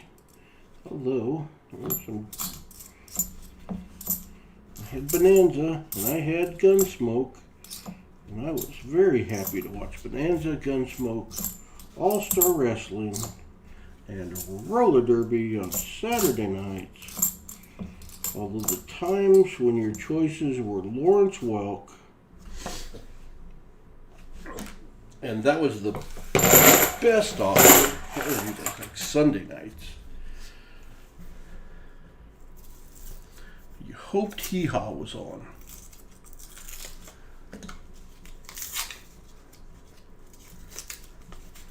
Ellis Island Proof dollars. They're pretty nice. Pretty nice. I got that one down at our local coin shop. He had one. I fell in love with it, had to have it.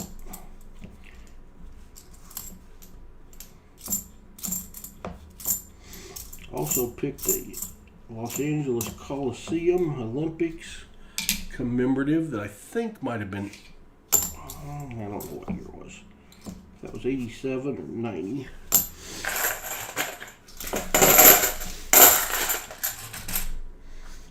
And I got a U.S. Constitution commemorative that I don't remember what year that one is either.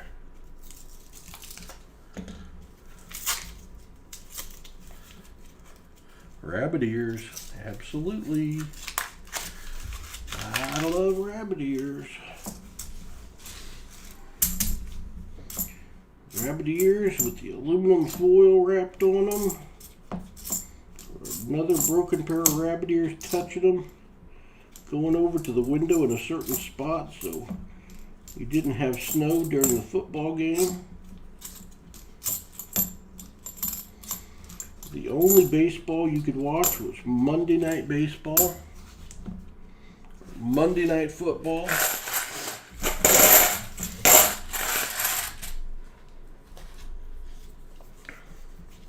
Back then, the news I got, just found a penny and a nickel roll. They shorted me 4 cents. That's kind of how my luck runs, Turtle. I would watch Monday Night Football back in, I was a kid, but late 60s, early 70s. And that'd be the one game I could watch for the week. And at halftime, they would give the scores and the highlights from Sunday's games. And that is the way I found out who won on Sunday. Otherwise, you were waiting until Monday or Tuesday's newspaper, usually Tuesday, to find out who won the football games. There was no ESPN, no computers.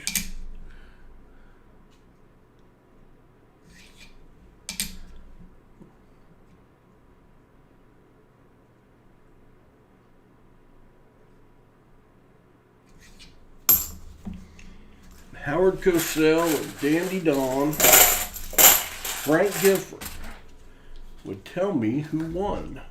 This is roll 21. Yep, the Howard Cosell days. Yeah, the stand there and don't move. Hello, Mike Pallett. Good to see you. Tickets Pallett, could be Pelé.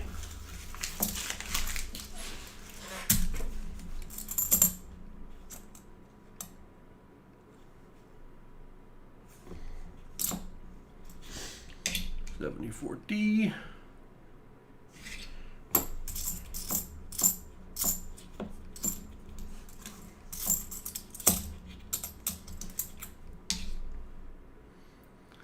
I always used to let my next youngest brother think he was the best at being able to adjust the antenna so we could see the best.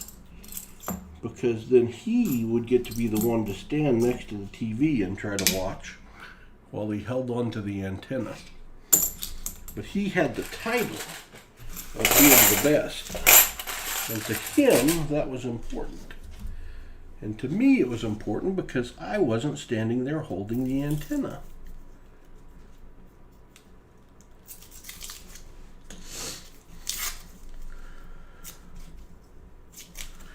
Ten and a half years in the military. Thank you for your service, J-Ram. We appreciate it. But I'm sure your body took some bumps and bruises. At the least. Ooh. Oh, we got another one. Walker Magnet has a 73D DDO. So, I haven't done this in a while, maybe. Assume Fox viewing positions. If you see on this bee, that what I'm looking for to do this quick is that bee has this little strip on the edge of doubling. And it's also, it'll be on the B, it'll be on the I, and it will be on the L. It's most prominent on the B. If it's got that, it's a DDO.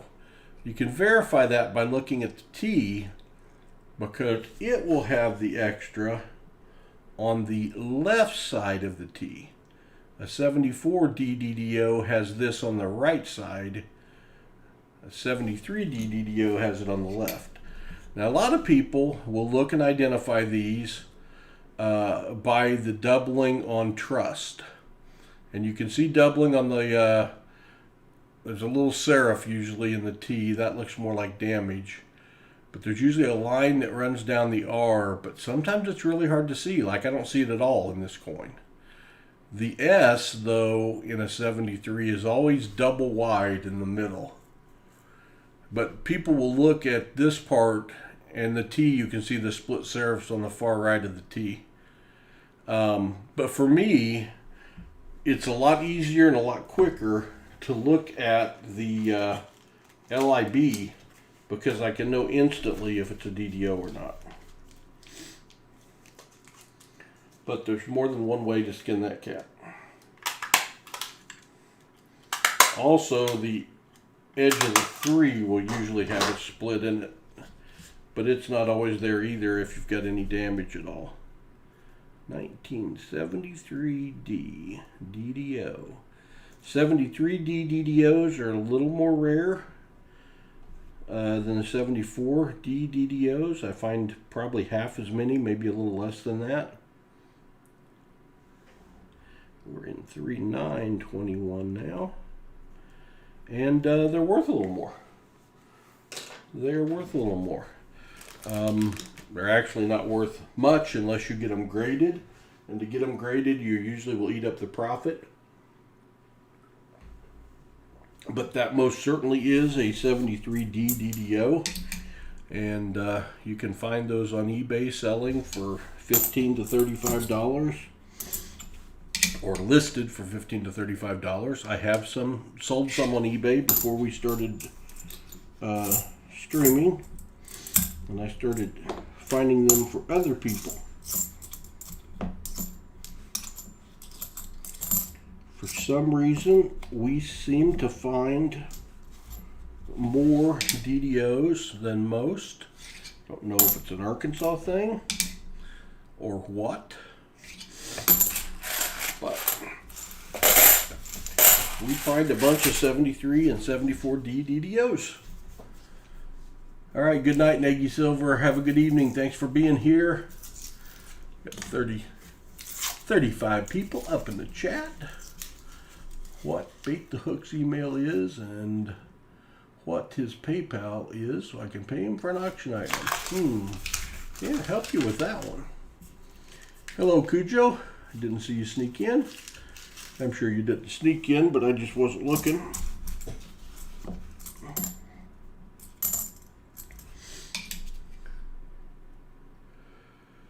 But finding two 73D DDOs in the same night is not a usual thing. That's a lot for 2 boxes. Since I've started keeping track, we're averaging about 3/4 of a DDO a box.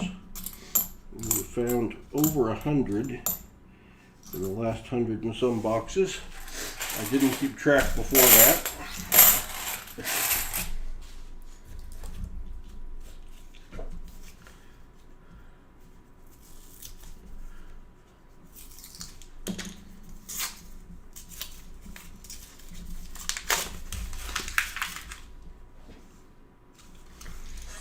Alright, we're still silverless. This was a twice rejected box. Historically, rejected Mulligan boxes are like, I think all but one of them we have found silver on rejected Mulligan boxes.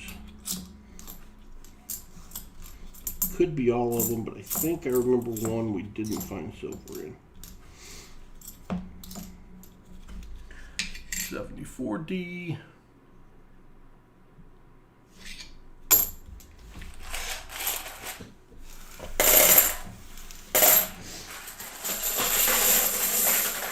What you might be able to do, Mike, is what I do sometimes, is even if it's not listed in his About page, go back and click on his Community tab. And on his Community tab, you can leave a comment on his Community tab. And in that comment, tag him. And maybe give him your email. There's a 2002 NIFC. That's our second.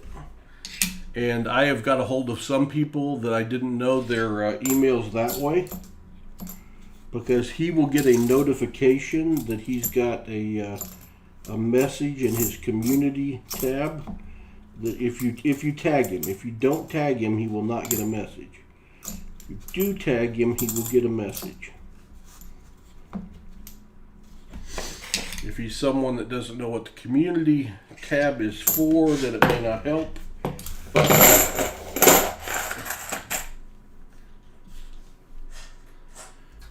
Halfway through the box, roll 26.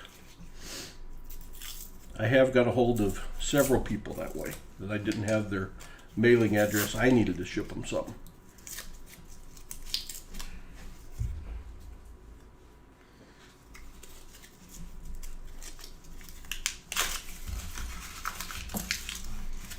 The only other thing would be to make sure you got the bell notification on and try to catch him when he's live streaming.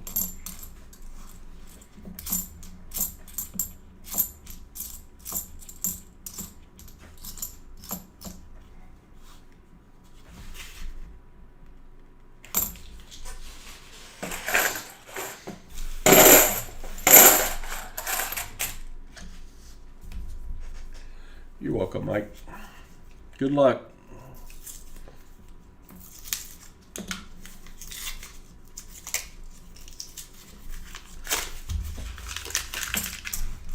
Maybe another Nifty, but we're looking for silver, dang it. Silver has been hard on us for 3 weeks. 3 weeks. We have found exactly 5 in our Saturday streams total. Now, in our Coinsomniacs streams, we found a lot more than that. Rob Winslow found 6 by himself, I think. 6 or 7, Rob, if I remember right. Matter of fact, Rob Winslow filled the board in 26 rolls on a Coinsomniacs stream last week,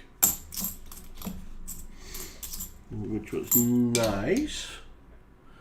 Those are fun boxes. I'm ready to have another one of those.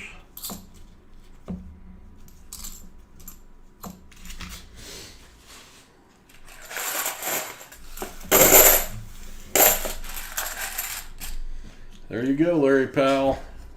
It changes the whole scale, but I will stay out of politics.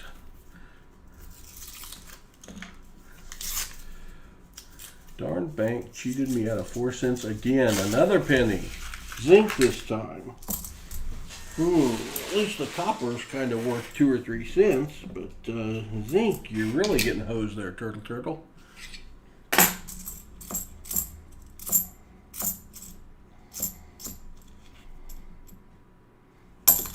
Interesting looking bicentennial.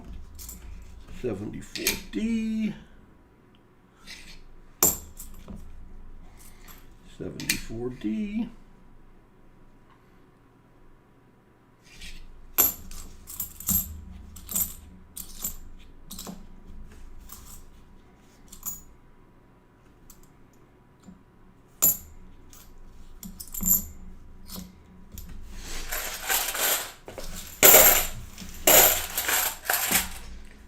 Alright, here we go. Let's find something good.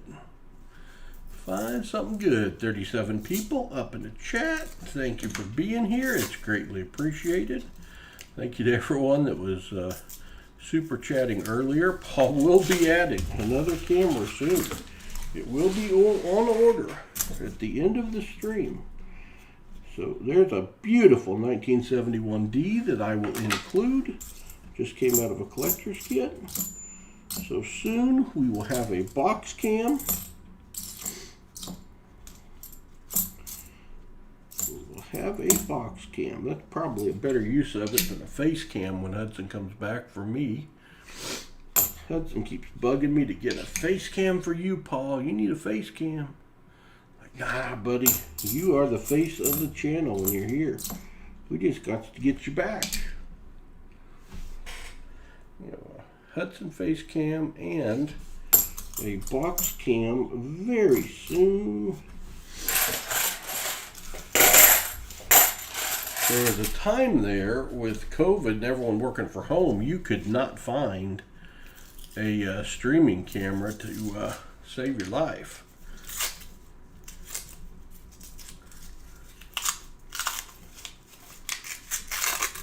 A kit replica.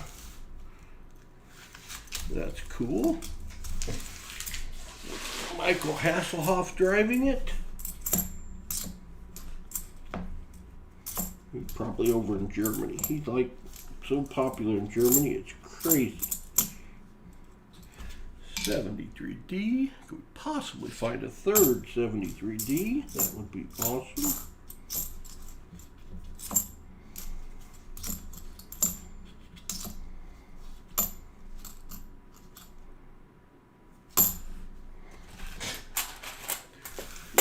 Home.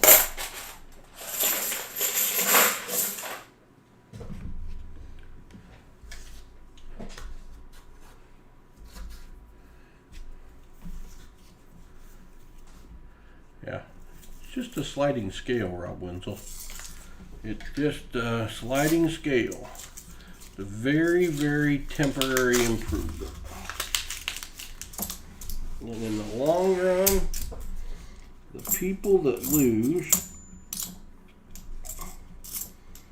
are the people on a fixed income, our senior citizens. But I don't talk about politics. Sorry. No more politics, guys. You're going to get me in trouble. Because I'm going to offend somebody. We're all entitled to our opinions.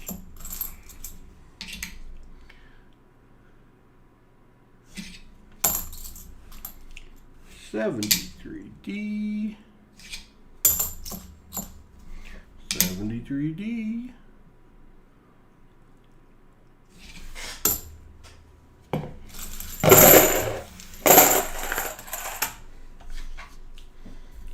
Alright, we got 18 rolls, 19 rolls left. 19 rolls left.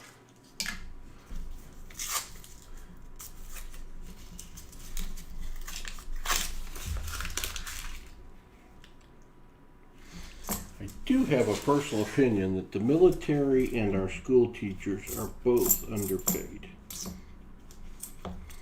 for the importance of their job.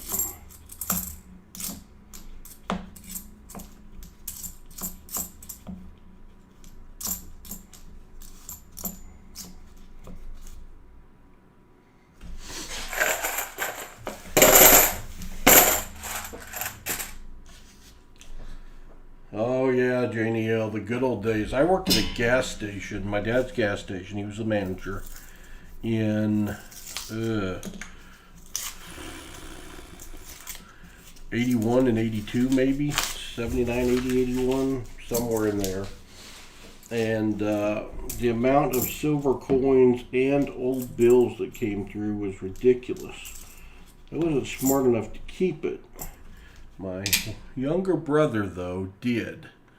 And my dad he got very interested in it, and he kept it all. And he had baggies of silver. Now, I don't know if he ended up ever selling that, or if he still got it. But he was smarter than me. Woozy, did you make cornbread? Fresh cornbread and bacon wrapped jalapenos. Ah! Now, some of us just sit here and got hungry. Woozy went and did something about it. So, Woozy, did you ask me... Thanks, Nicole Wenzel. Did you answer my question on if you were still looking for a 1935 S penny?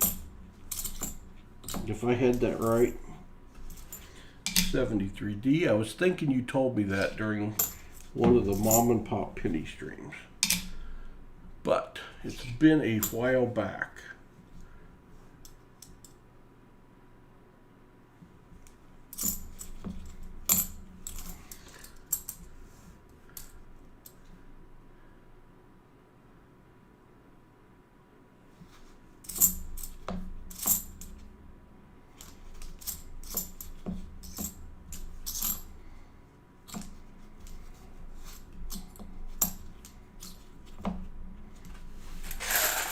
Yes, I still seek that 35S. Well, Woozy, we may have some coins crossing the mail. I'm just going to say this, Woozy. You may have an envelope coming this week. You may.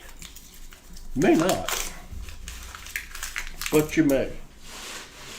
No promises. No promises.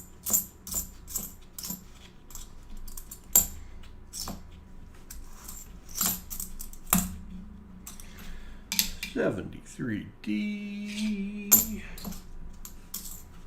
$73D.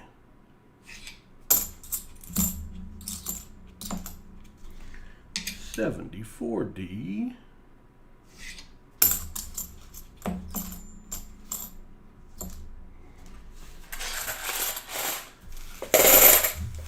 Hello, Slick One. Good to see you.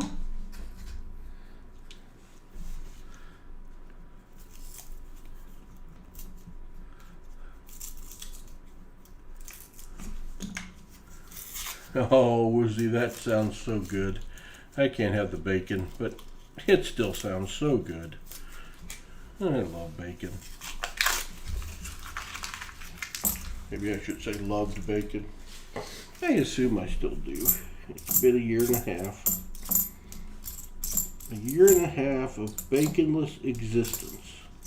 A year and a half of baby back rib nothingness.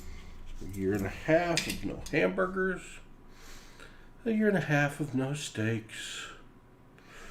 Oh.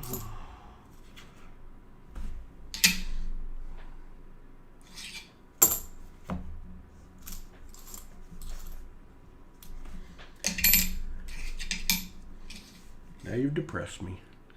I must find silver. Must find silver to sneak out of it. Turtle, up with the bid. Go out your Winslow cast iron set and start cooking. Yeah, no kidding. Paul's Cooking Channel. I will tell you one thing that you may not have ever tried. Yeah, poor Paul. Well, I have found a way to maintain this weight with Little Debbie's and seafood and chicken. Back when I could have beef, I loved to grill. I mean, loved to grill. And I've told you before, we would get together with our family on vacations and stuff all the time. And I ran into something on the internet I had to try. And it was called a beer can burger. And if you have never tried a beer can burger, this is going to be something you are going to want to Google. That's a 73D. I better search that one. And y'all may know about it by now. I don't know. I'd never heard of it. It's been a couple years now.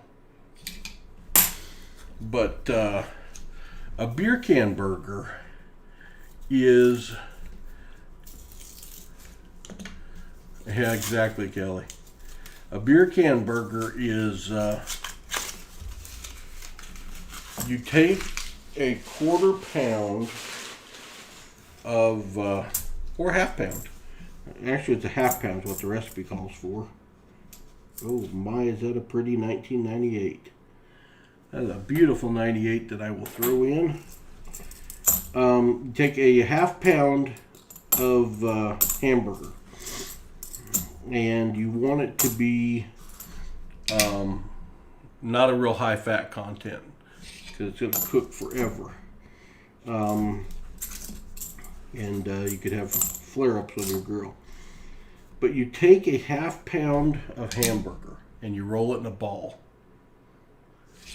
Then you take a beer can and you smash the beer can into the middle of the round ball of hamburger, which creates a pocket. While you have the can smushed into the hamburger. If you take it out, you've got this pocket there. And you then take 2 or 4, depending on the size of it, strips of bacon, uncooked bacon, and you put it around the outside of the beer can burger. 2 strips of bacon high, and all the way around the outside of it.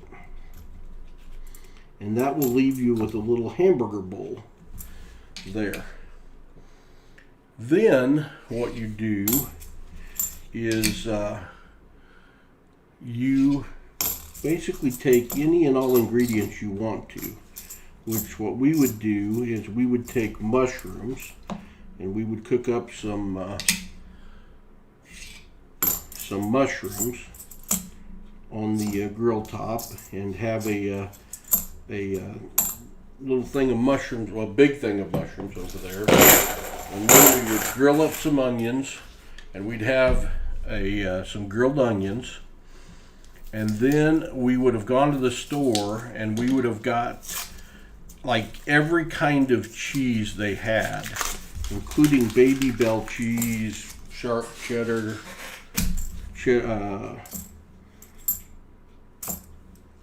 jack cheese, cheddar jack cheese,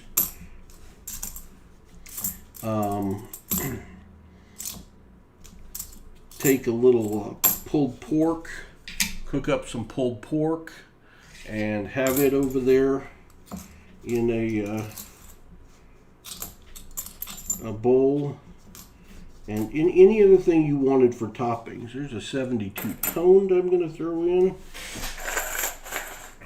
And then you take and get you a little bit of all the different barbecue sauces for whatever people like.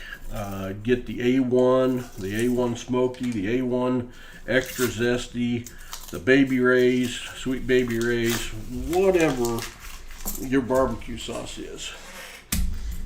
And I'm forgetting some of the basic ingredients. You can put peppers, you can put whatever.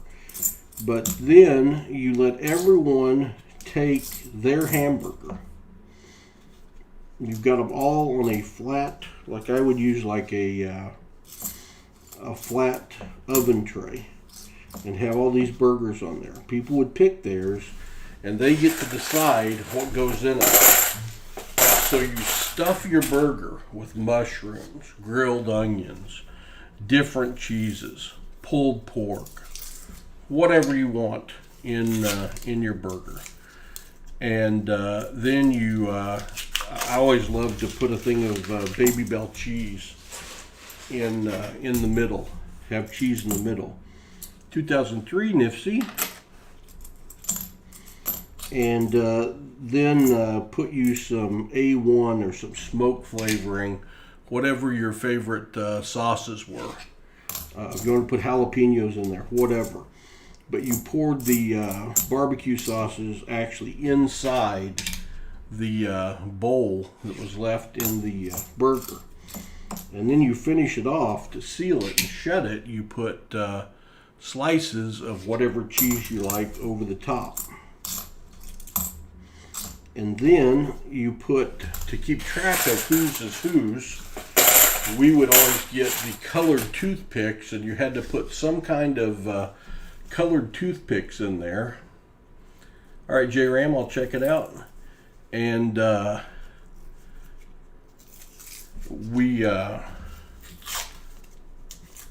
yeah, Walker Magnet, you've got a 73D DDO and some nice coins and a few Nifties.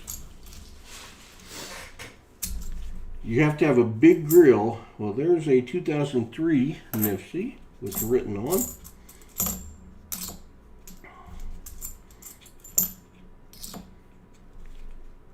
A 74D.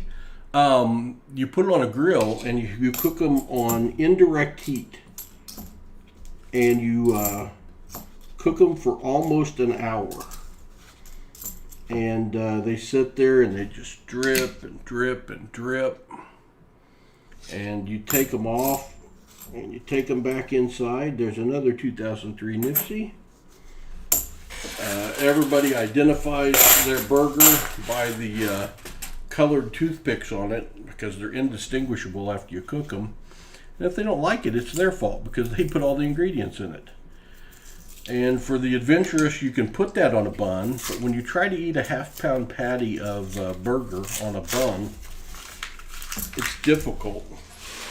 But the funny thing about these, male and female in our family, these little skinny wives and daughters, everybody, Hudson, everybody ate their entire half-pound of hamburger.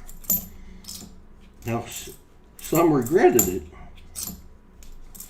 but they are amazing. So if you're doing a family thing or want to try something for a party, look up beer can burgers on the internet and check it out. There's a good video on it. Well, probably several by now.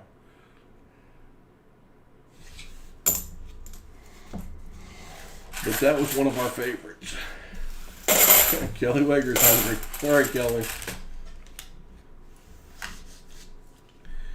Walker Magnet, I'm trying. You got 6 rolls left. Paul's House Raid coming. I still cook them for everyone. I just can't eat them now.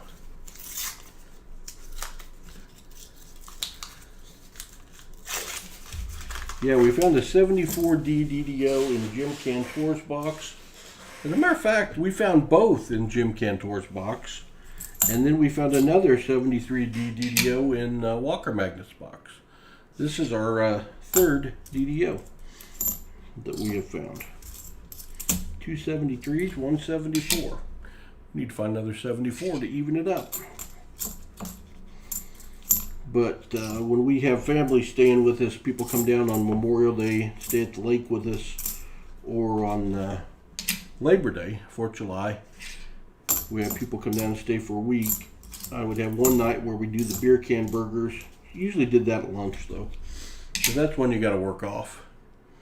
And then we would always do a shrimp and crab leg boil, which is probably my favorite meal, especially now that I can't eat meat.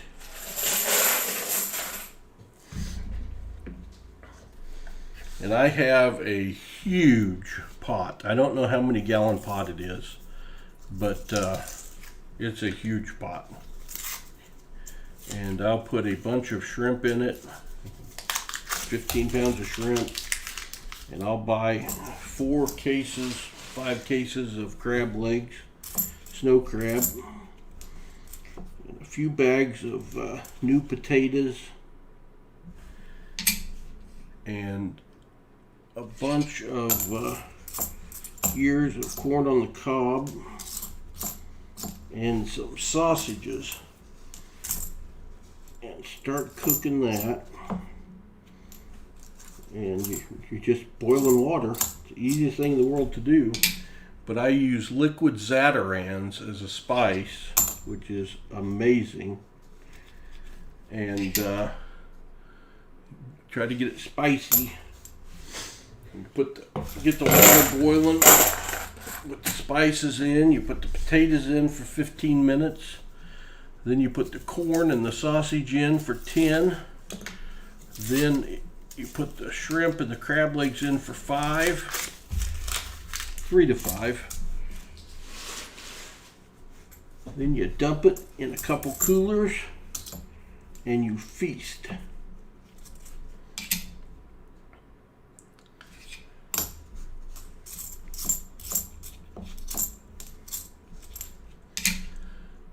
And that is probably my favorite meal.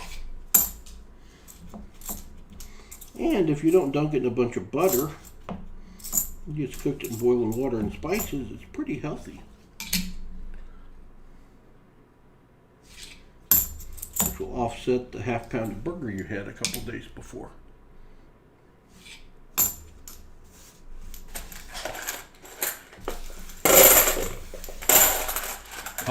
Fudge Pop. Paul, will you adopt me? I make a good family member. Sure, Avid Kurt, you're not that far away. It is always popular We always do crab legs. We do a boil at Mother's Day because my wife loves it. Her mom loved it before she passed. And we did it at Thanksgiving one year. We had seafood instead of turkey. And we always do it on vacations. So 4 or 5 times a year. It's not a cheap meal, but it's a good meal.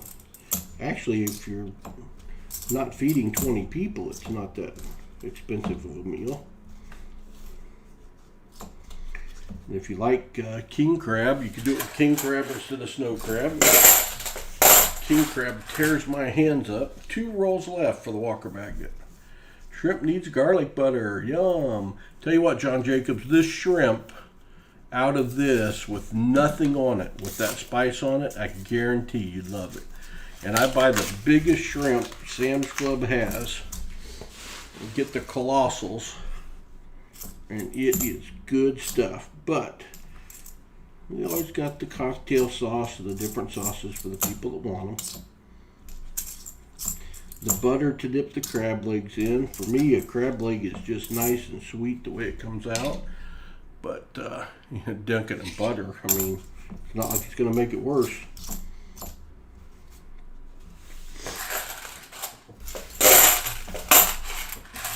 Last roll of box BC8. Twice rejected BC8. Seems to have been rejected for good reason. One of my favorites, though, is the corn and the potatoes suck up the spice because they're in there longer. And if you like corn on the cob, I don't think it gets any better than this. And the leftovers, it continues to get more spicy the next day. Good stuff.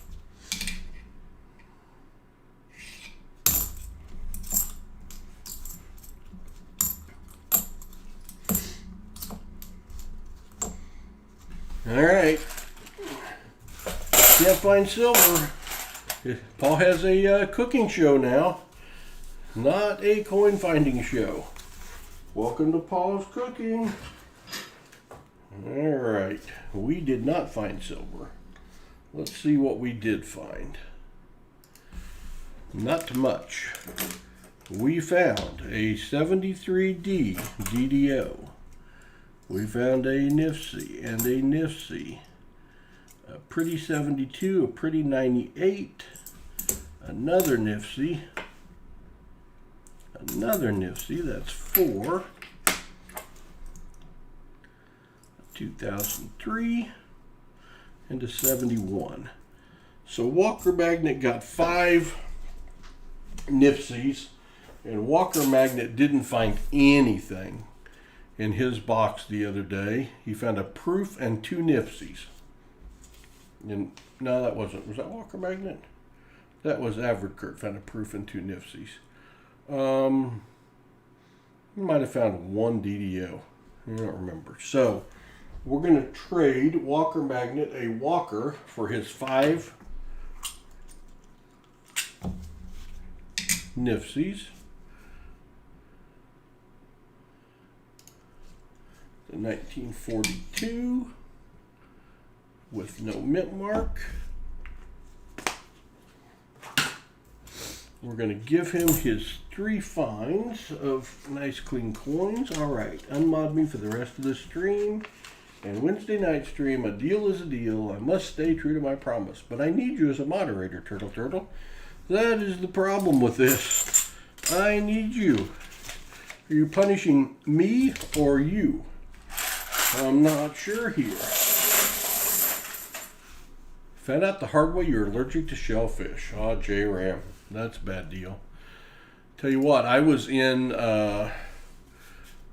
China with a guy that found out the hard way he was allergic to shellfish in China. That was no fun. All right. Double skunk for the Walker Magnet. We've got heads. We've got tails. Turtle, the pressure is on you. Heads or tails?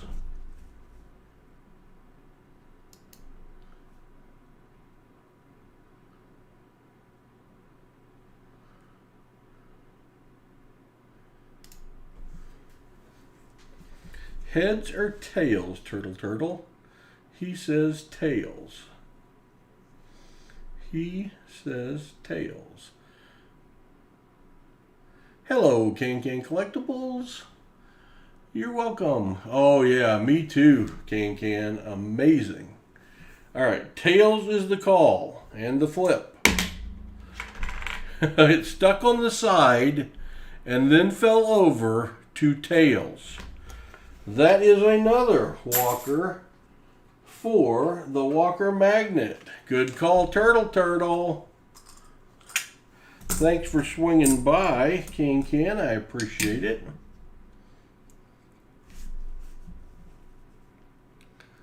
Let's see. Got a 44 S this time. So Walker Magnet, even though you got skunked twice, you ended up with a trade of 5 Nifties for a 90. And you've got another 90 for the coin flip. So I would say you didn't take too bad a beating with your skunk.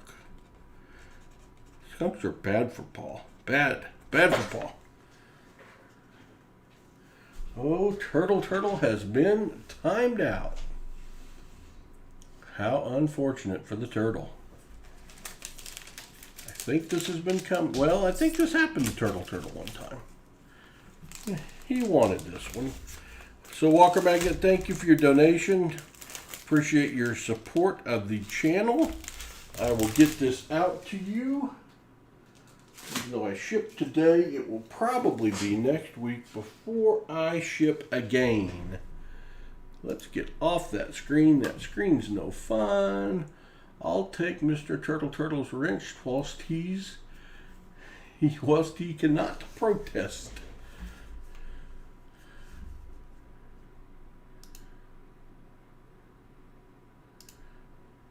All right, Woozy, you're blue wrenched. Can, I left you blue wrench because you were such a big help the other night. You're going to have to be careful or you may just end up with some added responsibility. You never know. You never know. But I do appreciate your help the other night, Can. All right, is Rashurik still here? I don't know if Rashurik's still here. I don't know if Rashurik has any interest in opening rolls this late because it is 1:38.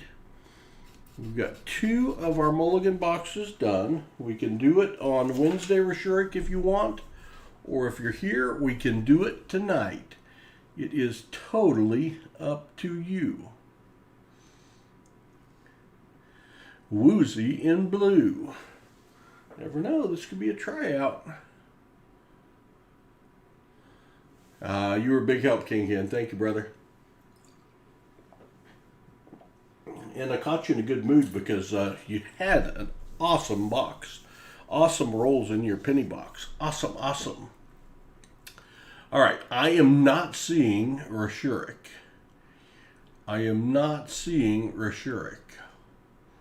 No Rashurik. So I think we're done with Mulligan boxes. That is 2 boxes. So I think we're probably done is what I think. Greg Lee, I still haven't shipped your stuff, brother, but it is sitting right here. It is packed up. I have to go back to the post office and catch them when they're not busy. They were too busy to help me get your stuff to you. I don't know why it is so hard. Yours and the one that I have going to K. Titus in Japan. Both. They would not take today. Yeah, Rashurik just crashed and burned maybe. I don't know what happened to the Rashurik. That's okay. I think 2 boxes for a Coinsomniacs is plenty. Let's put together a giveaway. I certainly didn't find anything to give away. You will get it eventually, Greg Lee. It's packed. It's ready to go. It's been to the post office twice. It just hasn't made it past that point yet. You got these cool little forms that I filled out. Where's my forms? I don't know where they are right now. My little customs form I've got filled out. Turtle come back yet? He's still in bye-bye land. Is it still within 300 seconds? 300 seconds can be a long time when you're the one timed out, I suppose. All right, we have end of stream, 52 likes, gall, and I don't know what I'm giving away, so I'm going to start the gall. I guess we ought to let Turtle get back in time to start the gall. Let me, I've got to get my little bot over here. Hold on a second. I don't have my bot up yet. Turn my bot on. Come here, CloudBot. I will get a giveaway started, then I'll tell you what we're giving away. It's something you'll like. You don't know what it is, but it's something you'll like. We got a giveaway. We got to complete that. We got to add a giveaway. We're going to add a custom giveaway. We're going to call it Coinsomniacs 3/9/21.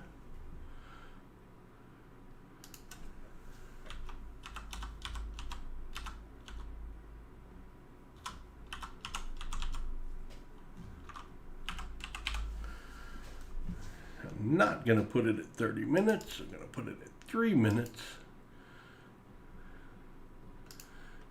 30 minutes is too long. We got everyone. We will add that. We will go to custom. We will start the giveaway. You're going to get a message that says we have started a giveaway. Turtle's back. And there it says, the raffle has started. You need to type !raffle, and that will enter you for the giveaway. There are 39 or 40 people in here. So !raffle away and get entered, and I will figure out what we're giving away. See what we got over here.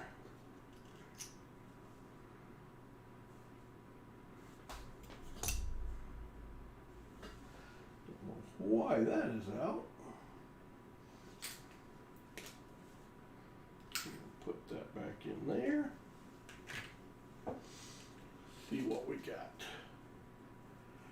We got one of those. We can give that away for sure. Where did...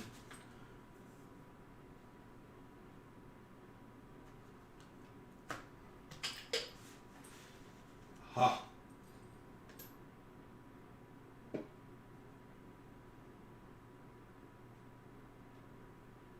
We'll just give that away.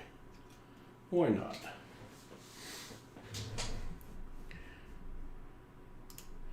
Here is what we are giving away. So you know.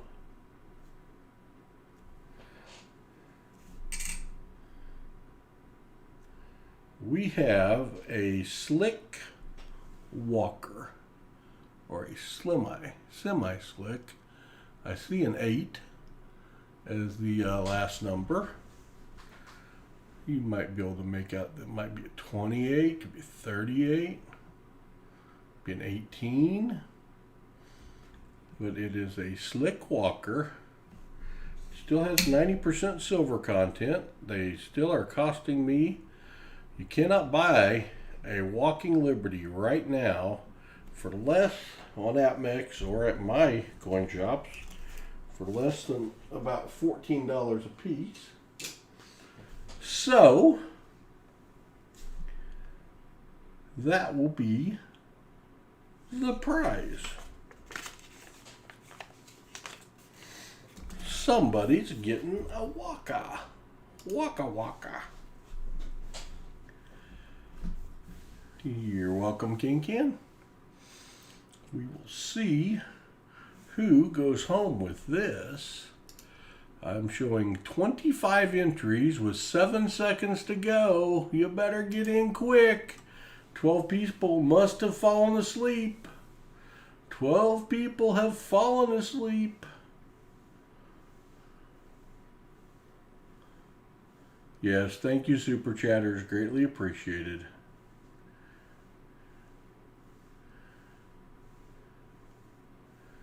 All right, we should be getting a message. Just there it is. Coinsomniacs raffle is going on.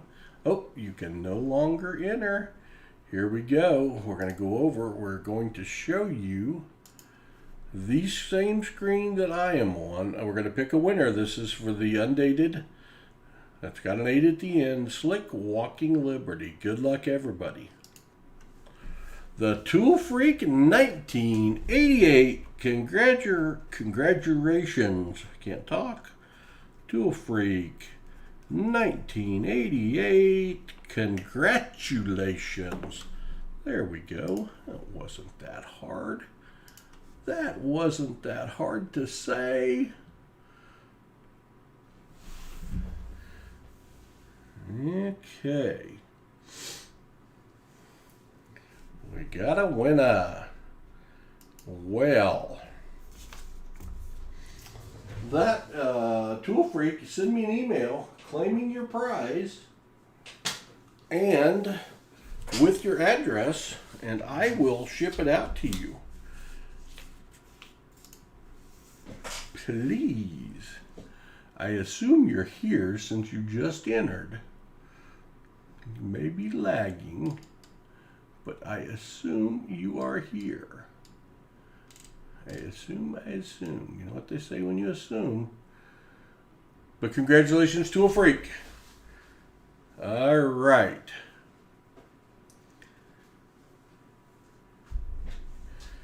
Well, I think that is going to end our stream for tonight.